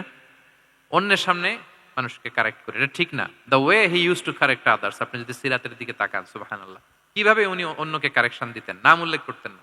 আমরা এটা অনেক ভুল করি। আমি এজন্য খুব দুঃখিত এবং লজ্জিত। আমাদের দাওয়া অঙ্গনে আপনি ইউটিউব খুললে দেখবেন যে অনেক দায়ীরা, এক দায়ী আরেক দায়ীকে তুচ্ছতাচ্ছিল্য করছে, তার নাম নিয়ে তাকে ছোট করা, তাকে খারিজ করা, তাকে নাকচ করা, সে জাহান্নামী, সে কাফের, সব ইসলামের ঠিকাদারি উনি একা নিজে নিয়ে বসে আছে, আর বাকি যা আছে সব খারিজ। এইটা রাসূল সাল্লাল্লাহু আলাইহি ওয়াসাল্লামের দাওয়ার সাথে যায় না। বরং কেউ যদি কোনো ভুল কিছু বলে, ভুল করে, আপনি যদি মনে করেন যে না তার এটা ভুল, আমারটা সঠিক, তো আপনার নিয়ম হচ্ছে আপনি সঠিকটা প্রচার করা। তাহলে কেউ যদি ভুল করে থাকে তারও টনক নড়বে, বাকিরাও সঠিকটা জেনে যাবে। এটা হচ্ছে রাসূল সাল্লাল্লাহু আলাইহি ওয়াসাল্লামের দাওয়া মেথোডোলজি। তিনি কখনো কারো নাম ধরে অন্যের সামনে, মানুষের সামনে তাকে লজ্জা দিতেন না, তাকে কারেক্ট করতে যেতেন না। এটা ছিল রাসূল সাল্লাল্লাহু আলাইহি ওয়াসাল্লামের বৈশিষ্ট্য। আসুন আমরা সিরাত থেকে দেখি, হাদিস থেকে দেখি। আল্লাহর হাবিব সাল্লাল্লাহু আলাইহি ওয়াসাল্লাম উনি রাতে দিনে কি কি আমল করতেন, গোপন আমল, এগুলো জানার জন্য 3 জন সাহাবী রাসূল সাল্লাল্লাহু আলাইহি ওয়াসাল্লামের স্ত্রীদের কাছে গেলেন। যে জিজ্ঞেস করলেন যে আপনারা আমাদেরকে বলুন যে রাসূল সাল্লাল্লাহু আলাইহি ওয়াসাল্লাম রাতে কি আমল করে, দুপুরে কি আমল করে, বিকেলে কি আমল করে। তো আমাদের আম্মা জানেরা, রাসূল সাল্লাল্লাহু আলাইহি ওয়াসাল্লামের প্রিয়তমা স্ত্রীরা বললেন যে উনি রাতে এরকম তাহাজ্জুদ, দুপুরবেলা এরকম তেলাওয়াত, এই সময় নফল নামাজ, এই সময় এটা এটা এটা করে। আল্লাহর হাবিব সাল্লাল্লাহু আলাইহি ওয়াসাল্লামের পুরো আমলের ফিরিস্তি যখন শোনানো হলো, কাআন্নাহুম তাকাল্লুহা, তাদের কাছে এটা কম মনে হলো পরিমাণে, তারা ভাবছিল হয়তো আরো বেশি করে। তখন তাদের একজন বলল, আরে আইনা নাহনু মিন রাসূলিল্লাহ, কই রাসূল সাল্লাল্লাহু আলাইহি ওয়াসাল্লাম, কই আমরা। রাসূল সাল্লাল্লাহু আলাইহি ওয়াসাল্লামের ব্যাপারে আল্লাহ বলেছেন, কদ গুফিরা লাহু মা তাকাদ্দামা মিন যামবিহি ওয়া মা তাআখার, রাসূল সাল্লাল্লাহু আলাইহি ওয়াসাল্লামের আগের পরের সব গুনাহ মাফ। আদতে তো ওনার কোনো গুনাহই নাই, তারপরও একটা স্পেশাল স্ট্যাটাস হচ্ছে আপনার আগের পরের সব গুনাহ মাফ। তো তারা বলল, যেই মহান ব্যক্তির, যেই নবীর আগের পরের সব গুনাহ মাফ বলে ঘোষণা দেওয়া হয়েছে, তার সাথে তো আমাদের তুলনা করলে হবে না, আমাদের তো বেশি আমল করতে হবে। রাসূল সাল্লাল্লাহু আলাইহি ওয়াসাল্লাম হয়তো এই জন্য এই স্ট্যান্ডার্ড মেনটেন করেন না, এরকম করলে তো আমরা মাফ পাবো না আল্লাহর কাছে। ভালো চিন্তা থেকেই তারা ভাবছেন যে না, আমাদের আমল আসলে কম হয়ে যাচ্ছে, বাড়াইতে হবে। রাসূল সাল্লাল্লাহু আলাইহি ওয়াসাল্লামের কথা ভিন্ন, আমাদের বাড়াইতে হবে। তো কি করতে হবে? একজন বলল, আজকে থেকে আমি সারা রাত নফল নামাজ পড়বো, সারা রাত ঘুমাবো না। আর নিয়ত করে ফেলছে, আমি সারা রাত নফল নামাজ, এশার পর থেকে যে নফল শুরু হবে ফজর পর্যন্ত, ঘুমটম নাই। আচ্ছা, গেল। আরেকজন বলল, আমি সারা বছর রোজা রাখবো, কালকে থেকে যে রোজা ধরবো আর ভাঙবো না, সারা বছর। আরেকজন বলল, আমার কয়েকজন স্ত্রী আছে, আমি আর স্ত্রীদের কাছে যাব না, আমি এখন থেকে সন্ন্যাসী, বৈরাগী জীবন যাপন করব, আমি আর কোনো নারীর কাছে যাচ্ছি না। তো এই ঘোষণা যখন তারা দিয়ে ফেলছে, এটা রাসূল সাল্লাল্লাহু আলাইহি ওয়াসাল্লামের কান পর্যন্ত যেয়ে পৌঁছালো। আল্লাহর হাবিব সাল্লাল্লাহু আলাইহি ওয়াসাল্লাম এটা শুনে ফেললেন। শুনে রাসূল সাল্লাল্লাহু আলাইহি ওয়াসাল্লাম এটা অপছন্দ করলেন, কারণ এটা তো রাইট ট্র্যাক না, ওনারা ভুল করতেছে। একটা ভরা মজলিসে রাসূল সাল্লাল্লাহু আলাইহি ওয়াসাল্লাম বললেন, আনতুমুল্লাযীনা কুলতুম কাযা ওয়া কাযা, শুনলাম তোমাদের মধ্যে কে কে নাকি এমন এমন বলছো। সুবহানাল্লাহ। তিনি বলতে পারেন, এই আব্দুল্লাহ দাঁড়াও, এই আব্দুর রহমান স্ট্যান্ড আপ, এই দাঁড়াও, তুমি নাকি এটা বলছো, তুমি এটা বললে তো ওনারা লজ্জা পেতেন না? সবার সামনে লজ্জা পেতেন। উনি এটা না করে কাজ হাসিল হয়ে যাচ্ছে, বললেন আনতুমুল্লাযীনা কুলতুম কাযা ওয়া কাযা। অনেক বর্ণনা এরকম পাওয়া যায়, মা বালু আকওয়ামিন ইয়াফআলুনা কাযা ওয়া কাযা, মা বালু আকওয়ামিন ইয়াকুলুনা কাযা ওয়া কাযা। তাদের কি হলো, তারা এমন এমন বলে, তাদের হলোটা কি, তারা এমন এমন বলে। এইভাবে তিনি শুধরে দিতেন। তো বললেন, তোমাদের মধ্যে কেউ কেউ নাকি এটা বলে, এটা বলে। ওই 3 জনের তো টনক নড়ে গেছে, আর বাকিরা শুনতেছে। তখন রাসূল সাল্লাল্লাহু আলাইহি ওয়াসাল্লাম বললেন, না, এটা ঠিক নয়। আমি তোমাদের মধ্যে থেকে সবচেয়ে বেশি মুত্তাকি, সবচেয়ে বেশি বুজুর্গ। ওয়াল্লাহি ইন্নী লা আখশাকুম লিল্লাহি ওয়া আতকাকুম লাহু, আমি তোমাদের মধ্যে থেকে আল্লাহকে সবচেয়ে বেশি ভয় পাই। বলেন তো, রাসূল সাল্লাল্লাহু আলাইহি ওয়াসাল্লামের চেয়ে বেশি আল্লাহকে ভয় পাওয়া কারো পক্ষে সম্ভব? আল্লাহর হাবিব সাল্লাল্লাহু আলাইহি ওয়াসাল্লামের চেয়ে বেশি মুত্তাকি হওয়া কারো পক্ষে সম্ভব? আমার নবীর চাইতে শ্রেষ্ঠ হওয়া সম্ভব? তার যে স্ট্যান্ডার্ড ইবাদতের, এটারে ছাড়া যাওয়া সম্ভব? সম্ভব না। তো তিনি বললেন যে আমি রাত্রিবেলা ঘুমাই আসার পরে আবার শেষ রাতে তাহাজ্জুদও পড়ি, ঘুমও আছে নামাজও আছে, ব্যালেন্স। আমি সোম বৃহস্পতিতে রোজা রাখি, সপ্তাহের বাকি দিনগুলোতে খাই। আবার আমার অনেক 9 জন স্ত্রী তো অ্যাট এ টাইমে ছিল, আমি স্ত্রীদের সাথে মেলামেশাও করি। তো আমি এগুলো সব ঠিক রেখে আল্লাহর সবচেয়ে প্রিয় মুত্তাকি হইতে সমস্যা হইল না। তোমাদের এত সমস্যা কোথায়? তোমাদের সমস্যা কোথায়? আমার চেয়ে শ্রেষ্ঠ যদি কেউ কিছু করতে চাও, এটা হবে না। আমি হচ্ছি স্ট্যান্ডার্ড। সুবহানাল্লাহ। দেখেন, এইভাবে যখন বললেন, ঠিক করে দিলেন যে তোমরা কে কে জানি এরকম নিয়ত করছো, এটা ভুল করেছো, বরং শুদ্ধ হবে এটা। ওই 3 জনের টনক নড়ে গেছে, তারা শুধরে নিয়েছেন, আর বাকিরা সঠিক মেসেজটা, সঠিক নির্দেশনাটা জেনে গেল। তাহলে ওনাদেরকে কারেকশন করা হয়ে গেছে না অলরেডি? বলেন তো, ওনারা যে ভুল করছে কারেকশন হয়েছে কিনা? কিন্তু তাদেরকে অপমান করা হয়েছে। এই ভুলটা আমরা অনেক সময় করি। অন্যের সামনে কখনো নিজের ছেলেকে, নিজের স্ত্রীকে, বন্ধুকে বা যাকে, হঠাৎ হাসির রোল পড়লো কেন এখানে? কিছু কমন পড়ে গেছে নাকি কথা নিজের জীবনের সাথে? অন্যের সামনে এইভাবে আমরা যেন কারেক্ট না করি। কাউকে সংশোধন করতে চাইলে আল্লাহর হাবিব সাল্লাল্লাহু আলাইহি সাল্লামের দেখানো পথেই যেন আমরা সংশোধন করি। এটা হচ্ছে এই হাদিসের 1 নাম্বার শিক্ষা। আরেকটা শিক্ষা হচ্ছে ব্যালেন্স লাইফস্টাইল, ব্যালেন্স অ্যাপ্রোচ আমরা জানলাম। অনেকে মনে করে, আমার পরিচিত কয়েকজন লোক আছে, আমি বলছি, তারা থামাইছে কিনা জানি না, আমার কাছে এসে শোনাইতেছে, হুজুর আমি সারা বছর রোজা রাখি। আমি বলছি, আপনারা বলছে কে সারা বছর রোজা রাখতে? সারা বছর তো রোজা রাখা নিষেধ, এটাকে সময় বিশাল বলে, এটা নিষেধ। বরং সবচেয়ে বেশি যদি কেউ রাখতে চায়, রাসূল সাল্লাল্লাহু আলাইহি ওয়াসাল্লাম বলছে, তাহলে সাওমুল্লাহি দাউদ, সিয়ামু দাউদ, দাউদ আলাইহিস সালামের রোজা। এর চেয়ে বেশি না। একদিন রাখবা, আরেকদিন ভাঙবা, একদিন রাখবা, আজকে রোজা রাখলে কালকে খাবেন, কালকে রাখবেন, এরপরের দিন রাখবেন, এরপরের দিন ভাঙবেন। এর চেয়ে বেশি রাখা যায় না। লাগাতার রোজা রাখা নিষেধ। লাগাতার 6 মাস 5 মাস সারা বছর অনেকে রোজা রাখে, এটা না জানার কারণে। তাহলে এই যে ইসলামের যে ব্যালেন্স লাইফস্টাইল, এটা আমরা জানলাম। কাউকে কিভাবে শুধরে দিতে হবে, কারেক্ট করতে হবে, কারেকশনের ওয়ে, এটা আমরা জানলাম। আরেকটা হচ্ছে ইসলাম যে the combination of material and spiritual life, এইটার একটা তথ্য আমরা জানলাম যে আপনার এই দুনিয়াও লাগবে, আপনার আখিরাতও লাগবে। আপনি সব ছেড়ে দিয়ে শুধু আল্লাহর রাস্তায় চলে গেলে ওইটা ইসলাম শিখায় নাই। ইসলাম যে আমাদেরকে ফরিয়াদ শিখায়, প্রার্থনা শিখায়, রব্বানা আতিনা ফিদ দুনিয়া হাসানা ওয়া ফিল আখিরাতি হাসানা ওয়া কিনা আযাবান নার। হে আল্লাহ, আপনি দুনিয়াতেও হাসানা দেন, আখিরাতেও হাসানা দেন। আগে চাইছি কোনটা, আখিরাত না দুনিয়া? সবাই বলেন তো, রব্বানা আতিনা ফিল আখিরাতি হাসানা ওয়া ফিদ দুনিয়া হাসানা, এরকম নাকি রব্বানা ফিদ দুনিয়া হাসানা? দেখেন, দুনিয়াটা আগে, দুনিয়াটা আগে। তো ব্যালেন্স, এই ভারসাম্য রাখাটা, আমি আলোচনা শুরুই তো করেছি ওয়াসাতিয়া, মানে ভারসাম্যপূর্ণ। ইসলামের নেচারটা হচ্ছে ব্যালেন্সড অ্যাপ্রোচ। এটা আমরা এই হাদিস থেকে শিখতে পারি। আমাদের অনেকেরই এটাতে ঘাটতি আছে, অনেক জ্ঞানী, অনেক স্কলার, অনেক তার কিছু, কিন্তু তার মধ্যে ভারসাম্য এবং পরিমিতি বোধ নাই। পরিমিতি বোধ, ভারসাম্য, ব্যালেন্স লাইফস্টাইল, এটা অনেকে অ্যাডপ্ট করতে পারে না। এটা বছরের পর বছর সাধনা করতে হয়, অ্যাডপ্ট করে নিতে হয় নিজের সাথে। তাহলে 7 নাম্বার হচ্ছে, কাউকে শুধরে দিতে চাইলে আপনি কিভাবে শুধরে দিবেন, এটা আমরা জানলাম। তাকে সবার সামনে লজ্জা দিয়ে শুধরে দেওয়া যাবে? তাহলে কৌশলে তাকে শুধরে দিতে হবে। পারা যাবে তো ইনশাআল্লাহ? কয়টা গেল? 8 নাম্বার। 8 নাম্বার হচ্ছে, এটা দায়ীদের জন্য অনেক বড় রিমাইন্ডার। সেটা হচ্ছে, আমরা যে দাওয়া দেই, এটা খেয়াল রাখতে হবে। আমি যা বলি ওটা সবার আগে অ্যাপ্লাই করতে হবে নিজের মধ্যে। আমরা অনেক সময় এটা করে ফেলি যে ভালো একটা হাদিস শুনলে, কোরআনের আয়াত শুনলে, একটা কিছু শুনলে মনে করি যে এগুলো এই সবার জন্য, মানে এটা বাদ, এখান থেকে শুরু, লাইনটা এখান থেকে শুরু, এইখান থেকে যারা আছে এই সবাই এগুলো পালন করবে, আমি এটার বাইরে।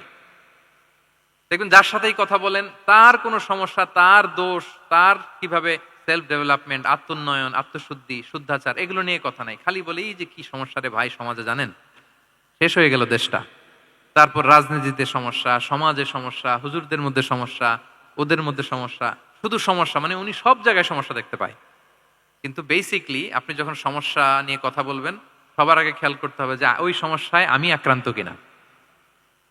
আমরা কেন যেন অন্যকে কাঠগড়ায় দাঁড় করাতে বেশি পছন্দ করি, কিন্তু নিয়ম হচ্ছে নিজেকে বারবার কাঠগড়ায় দাঁড় করানো, যে আমি ঠিক করতেছি কিনা, আসলে আমার মধ্যে শুদ্ধাচার আছে কিনা, আমার লেনদেন ঠিক আছে কিনা, আমি আমার মধ্যে সততা আছে কিনা, do I live a decent life, আমি যা বলি আমি তা করি কিনা। এটা অনেক সময় আমরা ভুলে যাই। আমরা যা বলি সেটার জন্য আগে আমরা নিজে আমল করতে পারি। আল্লাহ তৌফিক দান করুক। আল্লাহ তাআলা বলছেন, ইয়া আইয়ুহাল্লাযীনা আমানু লিমা তাকুলুনা মা লা তাফআলুন। কেন তুমি সেটা বলো যেটা তুমি করো না? কেন সেটা বলো? তো আমরা যদি দাওয়া কাজ করতে চাই, আমি যে দাওয়াটা দিব বা নাসিহাত দিব বা বার্তাটা রাখবো, সবার আগে যেন এটা নিজের দিকে, ওই তীর তীর যেন নিজের দিকে থাকে, যে না এটা আগে তোমার জন্য, আগে তুমি পালন করো, পাশাপাশি এটা সবার জন্য, এটা যেন আমরা করি। আল্লাহর হাবিব সাল্লাল্লাহু আলাইহি ইসলামের জীবনে যদি আমরা দেখি তাহলে দেখবো উনি যা বলতেন ওটা নিজে আগে বেশি করতেন। আল্লাহু আকবার। উনি ইবাদতের কথা বলতেন, আল্লাহর সামনে নিজেকে সঁপে দেওয়ার কথা বলতেন। আর নিজেকে কিভাবে সঁপে দিতেন দেখেন, তিনি যখন দোয়া করতেন নিজেকে ছোট করতে করতে তিনি আল্লাহরে বলতেন, আল্লাহুম্মা ইন্নী আবদুক ওয়াবনু আবদিক ওয়াবনু আমাতিক নাসিয়াতি বিয়াদিক। হে আল্লাহ, আমি আপনার দাস। আল্লাহ, আমি দাসের ঘরের দাস, দাসীর ঘরের দাস। মানে আমার পিতা আব্দুল্লাহ আপনার দাস, আমার মা আমিনা আপনার দাসী। তো আমরা সবাই আপনার গোলাম, গোলামের ঘরের গোলাম। এর চেয়ে তুচ্ছ, ছোট, নগণ্য করে কি আর আল্লাহর সামনে নিজেকে পেশ করা যায় বলেন? এরপর তিনি বলতেন, নাসিয়াতি বিয়াদিক। আল্লাহ, আমার মাথার চুলের ঝুঁটি আপনার হাতের মুঠোয়। মাথার চুলের ঝুঁটি হাতের মুঠোয় মানে কি? আপনি ডানে টান দিলে আমি ডানে যেতে বাধ্য, আপনি বাঁয়ে টান দিলে মানে আমার আর কিছু নেই, আল্লাহ সব সঁপে দিলাম আপনার কাছে। কিভাবে নিজেকে তিনি সঁপে দিতেন? তাহাজ্জুদের সালাতে যখন রাতে দাঁড়াতেন, আম্মা জান আয়েশা রাদিয়াল্লাহু তাআলা আনহা বলেন, দাঁড়িয়ে থাকতে থাকতে পা দুইটা ফুলে যেত এরকম, হাত্তা তাতাফাত্তারা কদামা। খুব কষ্ট হতো আল্লাহ রাসূল সাল্লাল্লাহু আলাইহি ওয়াসাল্লামের। আম্মা জান আয়েশা বলতেন, ইয়া রাসূলুল্লাহ কদ গুফিরা লাকা মা তাকাদ্দামা মিন যামবিকা ওয়া মা তাআখার। আল্লাহ তো বলেছেন আপনার সব গুনাহ মাফ, গুনাই তো নাই, তাও ঘোষণা সব গুনাহ মাফ। এত কষ্ট নিজের দেহের উপর নিজে কেন দেন? আল্লাহর হাবিব সাল্লাল্লাহু আলাইহি ওয়াসাল্লাম বলতেন, আফালা উহিব্বু আন আকুনা আবদান শাকুরা। হ্যাঁ আয়েশা, এটা ঠিক, আল্লাহ আমাকে মর্যাদা দিয়েছেন, কিন্তু আমি কি শুকরগুজার বান্দা হতে চাইবো না? আল্লাহর নেয়ামতে যে আমি ভেসে বেড়াই, আল্লাহর নেয়ামতে যে আমি বেঁচে আছি, আল্লাহর অনুগ্রহের কারণে যে আমার এত সম্মান, সে আল্লাহর প্রতি আমি কি নিজেকে পেশ করব না? আফালা উহিব্বু আন আকুনা আবদান শাকুরা। আমি কি শুকরগুজার হব না? আমার রোলটা তো আমাকে প্লে করতে হবে, আমাকে তো উজাড় করে আমার রবের সামনে আমাকে উপস্থাপন করতে হবে। দেখেন, শুধু বলতেন না, করে দেখাতেন। রাতের সালাতে যখন কিয়ামুল লাইল করতেন, কাঁদতে কাঁদতে দাড়ি ভিজে যেত, কাঁদতে কাঁদতে হাত্তা বাল্লাল আরদা হাত্তা বাল্লা লিহিয়াতাহু হাত্তা বাল্লা হাজারাহু, কাঁদতে কাঁদতে জুব্বা ভিজে যেত। সিজদায় পরে যখন থাকতেন, কাঁদতে কাঁদতে জমিন ভিজিয়ে ফেলতেন আল্লাহর হাবিব সাল্লাল্লাহু আলাইহি ওয়াসাল্লাম। এভাবে নিজেকে আল্লাহ তাআলার সামনে পেশ করতেন। তো আমরা যারা দাওয়া অঙ্গনে কাজ করি, এটা খুব পিচ্ছিল পথ, এটা খুবই পিচ্ছিল। আমাদের খেয়াল রাখতে হবে যে আমি যা বলি এটা আমি করি কিনা। এটা দায়ীদের জন্য চ্যালেঞ্জিং। সে নিজে একটা ডিসেন্ট লাইফ লিড করা, তার নিজের মধ্যে সততা থাকা, নৈতিকতা থাকা, মোরালিটি, এথিক্স, ভ্যালিউজ নিয়ে যে আমরা বলি, ওই ভ্যালিউজের প্র্যাকটিস যেন আমাদের মধ্যে থাকে। আল্লাহ তাআলা আমাদেরকে তৌফিক দান করুক, আমরা পড়ি আমিন। 9 নম্বরে হচ্ছে কনসিডারেট হওয়া। রাসূল সাল্লাল্লাহু আলাইহি ওয়াসাল্লাম খুবই কনসিডারেট ছিলেন। এটা খুব গুরুত্বপূর্ণ, খেয়াল করে শুনুন। কনসিডারেট মানে খুব উচ্চ বিবেকবোধ সম্পন্ন ব্যক্তিত্ব, খুব বিবেকবোধ সম্পন্ন। আমাদের অনেকের মধ্যে এটা, আমাদের অনেকের সেন্স কাজ করে না। আল্লাহর হাবিব সাল্লাল্লাহু আলাইহি ওয়াসাল্লাম, he was a man of 6 senses. 6টা সেন্স ওনার কাজ করতো। সুবহানাল্লাহ, সুবহানাল্লাহ। কথা বলতেছেন, ওদিকে কি হচ্ছে, ওদিকে সব একসাথে একটা গ্ল্যান্সে তিনি মেনটেন করতেন। সুবহানাল্লাহ বিহামদিহি। তো এই উচ্চ বিবেকবোধ সম্পন্ন হইতে হবে দায়ীদের। রাসূল সাল্লাল্লাহু আলাইহি ওয়াসাল্লাম একবার নামাজ পড়াচ্ছেন, পিছনে বাচ্চার কান্নার আওয়াজ, নামাজ ছোট করে দিয়েছেন, একেবারে ছোট, শর্ট করে সিজদা, রুকু, মানে যতটুকু না হলেই না, অতটুকু করে নামাজ শেষ। জিজ্ঞেস করা হলো কেন? বললেন যে আমি দেখলাম একটা ছোট বাচ্চা কাঁদছে, এই বাচ্চার মায়ের বোধহয় খুব কষ্ট হয়ে যাচ্ছে পেছনে, বাচ্চাটাকে সামলাতে মহিলাদের প্রেয়ার হলে মাটার বোধহয় খুব কষ্ট হচ্ছে, এজন্য আমি নামাজটা একটু শর্ট করে দিয়েছি। সুবহানাল্লাহ। আমরা নামাজে দাঁড়ালে দিন দুনিয়ার হুঁশ নেই, কি হচ্ছে না হচ্ছে না, আপনার সব খেয়াল রাখতে হবে। কি হচ্ছে, you are a leader, you are a দাঈ, আপনাকে এটা খেয়াল রাখতে হবে। রাসূল সাল্লাল্লাহু আলাইহি ওয়াসাল্লাম এরকম উচ্চ বিবেকবোধ সম্পন্ন লোক ছিলেন। মুআয ইবনে জাবালকে এক জায়গার মদিনার পাশেই ইমাম করে পাঠালেন, ইমাম। তো ওই এলাকার মুসল্লিরা ছিলেন শ্রমজীবী। কি জীবী? শ্রমজীবী। ওনারা উট দিয়ে পানি নিয়ে খেজুর গাছে পানি সেচ দিত, তারা খুব কষ্ট করে সারাদিন। তো উনি মাগরিবের নামাজে একদিন নামাজ শুরু করলেন, আল্লাহু আকবার বলে সূরা ফাতিহার পরে উনি সূরা বাকারা শুরু করলেন। কোন সূরা? কোরআনের সবচাইতে ছোট সূরা নাকি? হ্যাঁ, আয়াত কত? সবচাইতে বড় সূরা। তো উনি হয়তো একটা খুব মানে চিল মুডে আছেন, একটা খুব ভালো মুডে আছেন, ইবাদতের একটা মুডে আছেন, উনার আবেগ থেকে উনি হয়তো সূরা বাকারা শুরু করে দিয়েছেন, তেলাওয়াত করে করে মজা পাচ্ছেন, করতেছেন। কিন্তু পিছনে মুসল্লিরা হচ্ছে শ্রমজীবী, সারাদিন খেতে খামারে খেজুর বাগানে কাজ করে ওনারা নামাজ পড়তেছেন। একদল তো নামাজ ছেড়ে দিছে, ছেড়ে দিয়ে নিজেরা নামাজ পড়ে আল্লাহর হাবিব সাল্লাল্লাহু আলাইহি ওয়াসাল্লামের কাছে যে বিচার দিলেন যে ইয়া রাসূলুল্লাহ, দেখেন এমন একজনকে ইমাম হিসেবে পাঠালেন, উনি মাগরিবের নামাজ শুরু করছে সূরা বাকারা দিয়ে। আমরা হচ্ছে শ্রমজীবী মানুষ, আমরা কি পারি এত সময় দাঁড়িয়ে থাকতে? রাসূল সাল্লাল্লাহু আলাইহি ওয়াসাল্লাম খুব রেগে গেলেন, খুব। মুআয ইবনে জাবাল রাদিয়াল্লাহু তাআলা আনহুকে ডেকে পাঠালেন, ডেকে কি শব্দ ইউজ করতে জানেন? উনি বললেন, আফাত্তানুন আনতা ইয়া মুআয। ফাত্তান মানে ফিতনাবাজ। হে মুআয, তুমি কি সমাজে ফিতনা ছড়াচ্ছ? তোমাকে পাঠালাম সেখানকার ইউনিটি ধরে রাখতে, ইমাম হয়ে নামাজ পড়াবা, তালিম দিবা। আফাত্তান আনতা ইয়া মুআয, তুমি ফিতনা ছড়াচ্ছ? তুমি কেন সাব্বিহ ইসমা রাব্বিকাল আলা তোমার মুখস্থ নাই? ওয়াশ-শামসি ওয়া দুহাহা মুখস্থ নাই? হাদিসে দুইটা সূরার কথা, যে এই সাইজের সূরাগুলো পারো না, তুমি এগুলো দিয়ে নামাজ পড়াবা যাতে ওদের কষ্ট না হয়। ওরা তো শ্রমজীবী সাহাবী, ওদের দিকে তো তোমার খেয়াল রাখতে হবে, কনসিডারেট হতে হবে। সুবহানাল্লাহ বিহামদি। দেখেন রাসূল সাল্লাল্লাহু আলাইহি ওয়াসাল্লাম ইমামকে এনে শাসন করলেন, বুঝিয়ে বললেন যে না, তোমাকে ছোট ছোট সূরায় নামাজ পড়াতে হবে যাতে করে কষ্ট না হয়।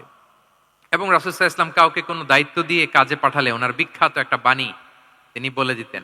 আমার ভেরিফাইড যে ফেসবুক পেজের কভার ফটোতে দেখবেন এই হাদিসটা দেয়া। সেটা হচ্ছে তিনি কাউকে কোনো দায়িত্ব দিয়ে পাঠালে তিনি বলতেন, বাশশিরু ওয়ালা তুনাফফিরু, ইয়াসসিরু ওয়ালা তুআসসিরু।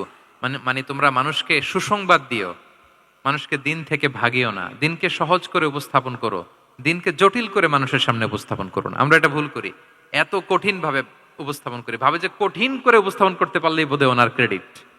এরকম একটা মানসিকতা অনেকের আছে।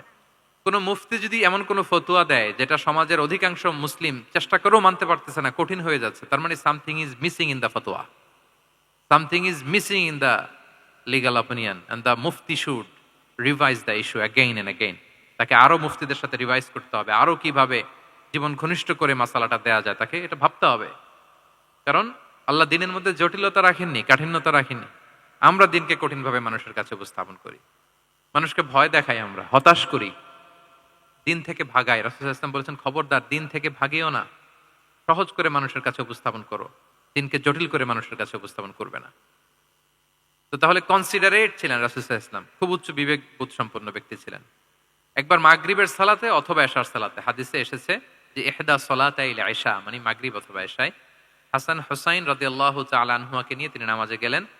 নামাজের এক পর্যায়ে সেজদারত অবস্থায় ওনার নাতি হাসান রাদিয়াল্লাহু তাআলা আনহু ওনার কাঁধের উপরে চেপে বসলেন, দীর্ঘ সেজদা দিলেন। এরপর যখন নামাজ শেষ করলেন, সাহাবারা বললেন, ইয়া রাসূলুল্লাহ, এত লম্বা সেজদা দিতে তো কখনো দেখি নাই, নামাজে কি অসুস্থ হয়ে গেলেন নাকি? অথবা নামাজ চলা অবস্থায় কি কোরআনের আয়াত নাজিল হলো নাকি? রাসূল সাল্লাল্লাহু আলাইহি ওয়াসাল্লাম বললেন, কুল্লু যালিকা লাম ইয়াকুন, একটাও না, বরং ওয়ালাকিন নাবনি ইতাহালানি, আমার নাতি আমার কাঁধে উঠছিল। ফাকারিহতু আন উআজ্জিলাহু হাত্তা ইয়াকদিয়া হাজাতা, আমি সেজদায় উঠতে গেলেই তো ও যে খেলতেছে এটা ডিস্টার্ব হয়ে যাবে, তো ওর যতক্ষণ না ওর খেলা শেষ না হয় আমি একটু ওয়েট করতেছিলাম। তার খেলাধুলা শেষে তার সময় যখন হয়েছে নেমে গেছে, আমি তখন সেজদা থেকে মাথা উঠিয়েছি। কি কনসিডারেট ছিলেন দেখেন, কি উচ্চ বিবেক বোধ সম্পন্ন, অন্যের যাতে কষ্ট না হয়, অন্যের যে কোনো কনসার্ন, এগুলো সব তিনি খেয়াল রাখতেন। তো দাঈদের এরকম সিক্স সেন্সের অধিকারী হওয়ার চেষ্টা করতে হবে। আল্লাহ তাআলা আমাদেরকে তৌফিক দান করুক। কয়টা গেল? 9টা। আর একটা সর্বশেষ, এটা খুব গুরুত্বপূর্ণ, আপনাদের সাথে খুবই রিলেভেন্ট, মনোযোগ দিয়ে শুনুন। সেটা হচ্ছে প্রপার টাইমিং ফর দাওয়া। দাওয়ার জন্য টাইমিংটা খুব গুরুত্বপূর্ণ। টাইমিং ইজ প্রপার টাইমে যদি দেন ওটা ক্লিক করবে, ওটা স্পার্ক করবে। আর যদি সময় মতো না হয় ওটা কাজ করবে না। প্রপার টাইমে প্রপার দাওয়াটা দিতে হয়, সঠিক সময়ের অপেক্ষা করা, যখন সেই সময়টা আসছে তখন দাওয়া দেওয়া। বুঝতে পেরেছেন না ব্যাপারটা? একটা ছোট্ট উদাহরণ দেই। এক ইহুদি কিশোর রাসূল সাল্লাল্লাহু আলাইহি ওয়াসাল্লামের খেদমত করত। ইহুদি কিশোর, কোন ধর্মের কিশোর বলেন তো? ইহুদি কিশোর প্রায় আসতো রাসূল সাল্লাল্লাহু আলাইহি ওয়াসাল্লামের কাছে, আসতো রাসূল সাল্লাল্লাহু আলাইহি ওয়াসাল্লামের সেবা করত, কিন্তু তাকে কখনো রাসূল সাল্লাল্লাহু আলাইহি ওয়াসাল্লাম দিনের দাওয়াত দেন নাই। ছেলেটা ইহুদি, কিন্তু তার সামনে কখনো দিনের দাওয়াত তিনি দেন নাই। একদিন দেখে যে ওই ছেলে আসে না, লাগাতার এরকম কয়েকদিন যাবত ওই ছেলে আর আসে না। তখন রাসূল সাল্লাল্লাহু আলাইহি ওয়াসাল্লাম খোঁজ নিলেন যে কি হয়েছে। তখন রাসূল সাল্লাল্লাহু আলাইহি ওয়াসাল্লাম শুনতে পেলেন যে ছেলেটা অসুস্থ। ছেলেটা কি অসুস্থ? আল্লাহর হাবিব সাল্লাল্লাহু আলাইহি ওয়াসাল্লাম তার বাসায় গেলেন, যে দেখতেন যে বিছানায় পড়ে আছে ছেলেটা।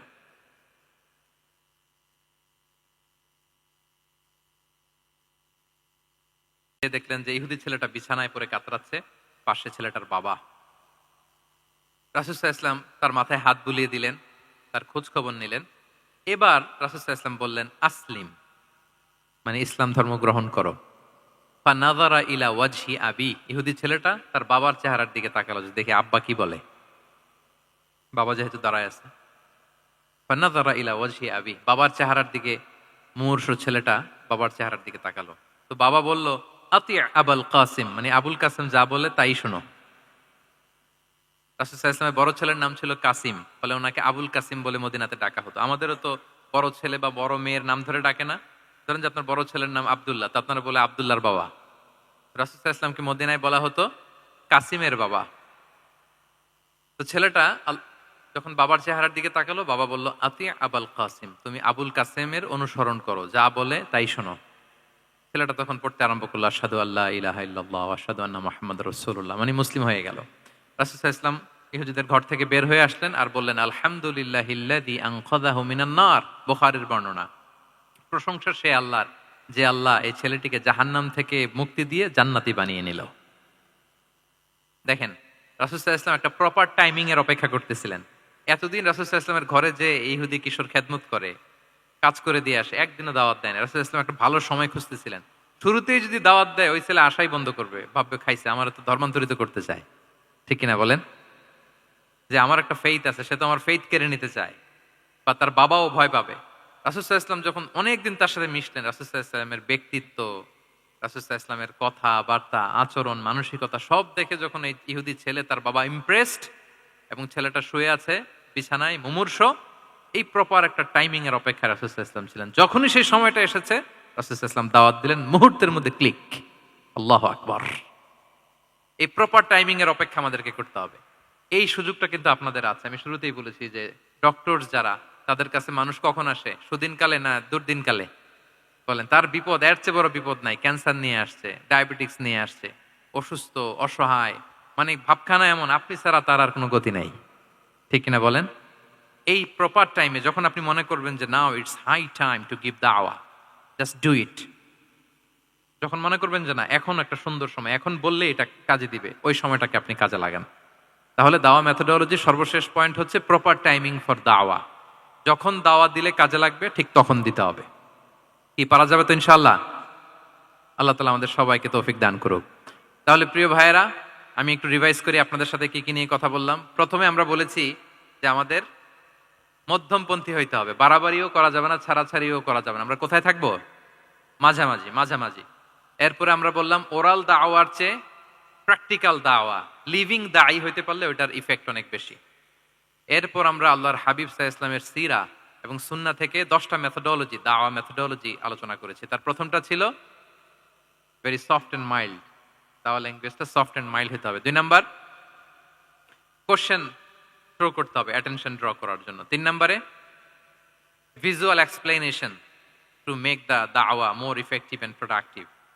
তারপরে 4 নাম্বার, গ্রাজুয়ালিটি, ধীরে ধীরে, ধাপে ধাপে, একবারে সব চাপিয়ে দেওয়া যাবে না। 5 নম্বরে, ইমোশনাল ইন্টেলিজেন্স ইউজ করতে হবে। 6 নম্বরে, ফুল অফ লাভ, দাওয়া should be full of love.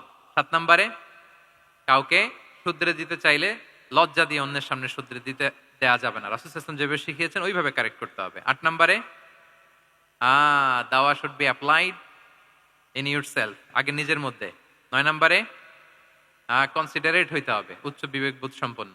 আচ্ছা, 10 নম্বরে, প্রপার টাইমিং, ঝোপ্প যে কোপ, বাংলা একটা কথা বলে না, কি বলে? ঝোপ্প যে, তার মানে সময় মতো, সময়ের 1/4, অসময়ের সময় মতো। যখন আপনি মনে করবেন it's high time to give দাওয়া, ডু ইট, এটা করেন। এইভাবে আল্লাহ রাসূল সাল্লাল্লাহু আলাইহি সাল্লামের দাওয়া মেথোডোলজি ফলো করে যদি আমরা দাওয়া কাজ করি, দাওয়াটা প্রোডাক্টিভ হবে এবং খুব ইফেক্টিভ হবে। আশা করি আল্লাহর হাবিব সাল্লাল্লাহু আলাইহি ওয়াসাল্লামের এই যে দাওয়া মেথোডোলজি, এবং এটা কিভাবে আমাদের সাথে রেলেভেন্ট হতে পারে, কিভাবে এটাকে আমরা ইফেক্টিভ করতে পারি, আর প্রোডাক্টিভ করতে পারি, এ ব্যাপারে আপনারা একটা মোটামুটি ধারণা পেয়েছেন। কি বলেন? ধারণা পেয়েছেন তো? এগুলো অ্যাপ্লাই করবেন তো সময় মতো ইনশাআল্লাহ। আল্লাহ তাআলা আমাদের সবাইকে কথাগুলো বুঝার ও আমল করার তৌফিক দান করুক। আমি আবারও মেডিকেল দাওয়া সোসাইটিকে ধন্যবাদ জানাই। ইনশাআল্লাহ পরবর্তীতে আরো যদি এরকম কোনো প্রোগ্রাম হয়, সুযোগ হলে আমরা আবারও অ্যাটেন্ড করব, আবারও কথা বলবো। আবারও আমরা দাওয়ার বিভিন্ন খুঁটিনাটি বিষয় নিয়ে হাতে কলমে দেখার এবং শেখার চেষ্টা করবো ইনশাআল্লাহ। সম্মানিত সুধী, এখানে আমি শুনেছি আমাদের সত্যায়নের একটা স্টল এসেছে, যেখান থেকে আমার রিসেন্টলি এবছরের একটা বই এসেছে, এক নজরে কোরআন। কোরআনের 114 সূরার সার নির্যাস আমরা তুলে ধরার চেষ্টা করেছি। বইটা এখান থেকে কিনা যাবে না, ওনারা জাস্ট দেখানোর জন্য 10টা কপি এনেছে। আপনারা শুরুতে যেই যদি 10 জন কিনে ফেলেন তাইলে বাকিরা বঞ্চিত হবে। এজন্য আমি ওদেরকে বলে দিয়েছি বিক্রি করবা না, বিক্রি করা যাবে না, কারণ হাজার হাজার লক্ষ লক্ষ মানুষ প্রি অর্ডার করে রেখেছে, ওগুলো সাপ্লাই দিতেই পাবলিশারদের অবস্থা খারাপ। আমি চাইবো যে আপনারা বইটা একটু ধরে নেড়ে চেড়ে দেখে যাবেন যে আমরা কি করেছি আপনাদের জন্য। কোরআনের 114টা সূরার সারমর্ম জিস্ট আমরা খুব সহজে নিয়ে আসার চেষ্টা করেছি। আশা করি পরবর্তীতে যদি কালেক্ট করেন আপনারা উপকৃত হবেন ইনশাআল্লাহ।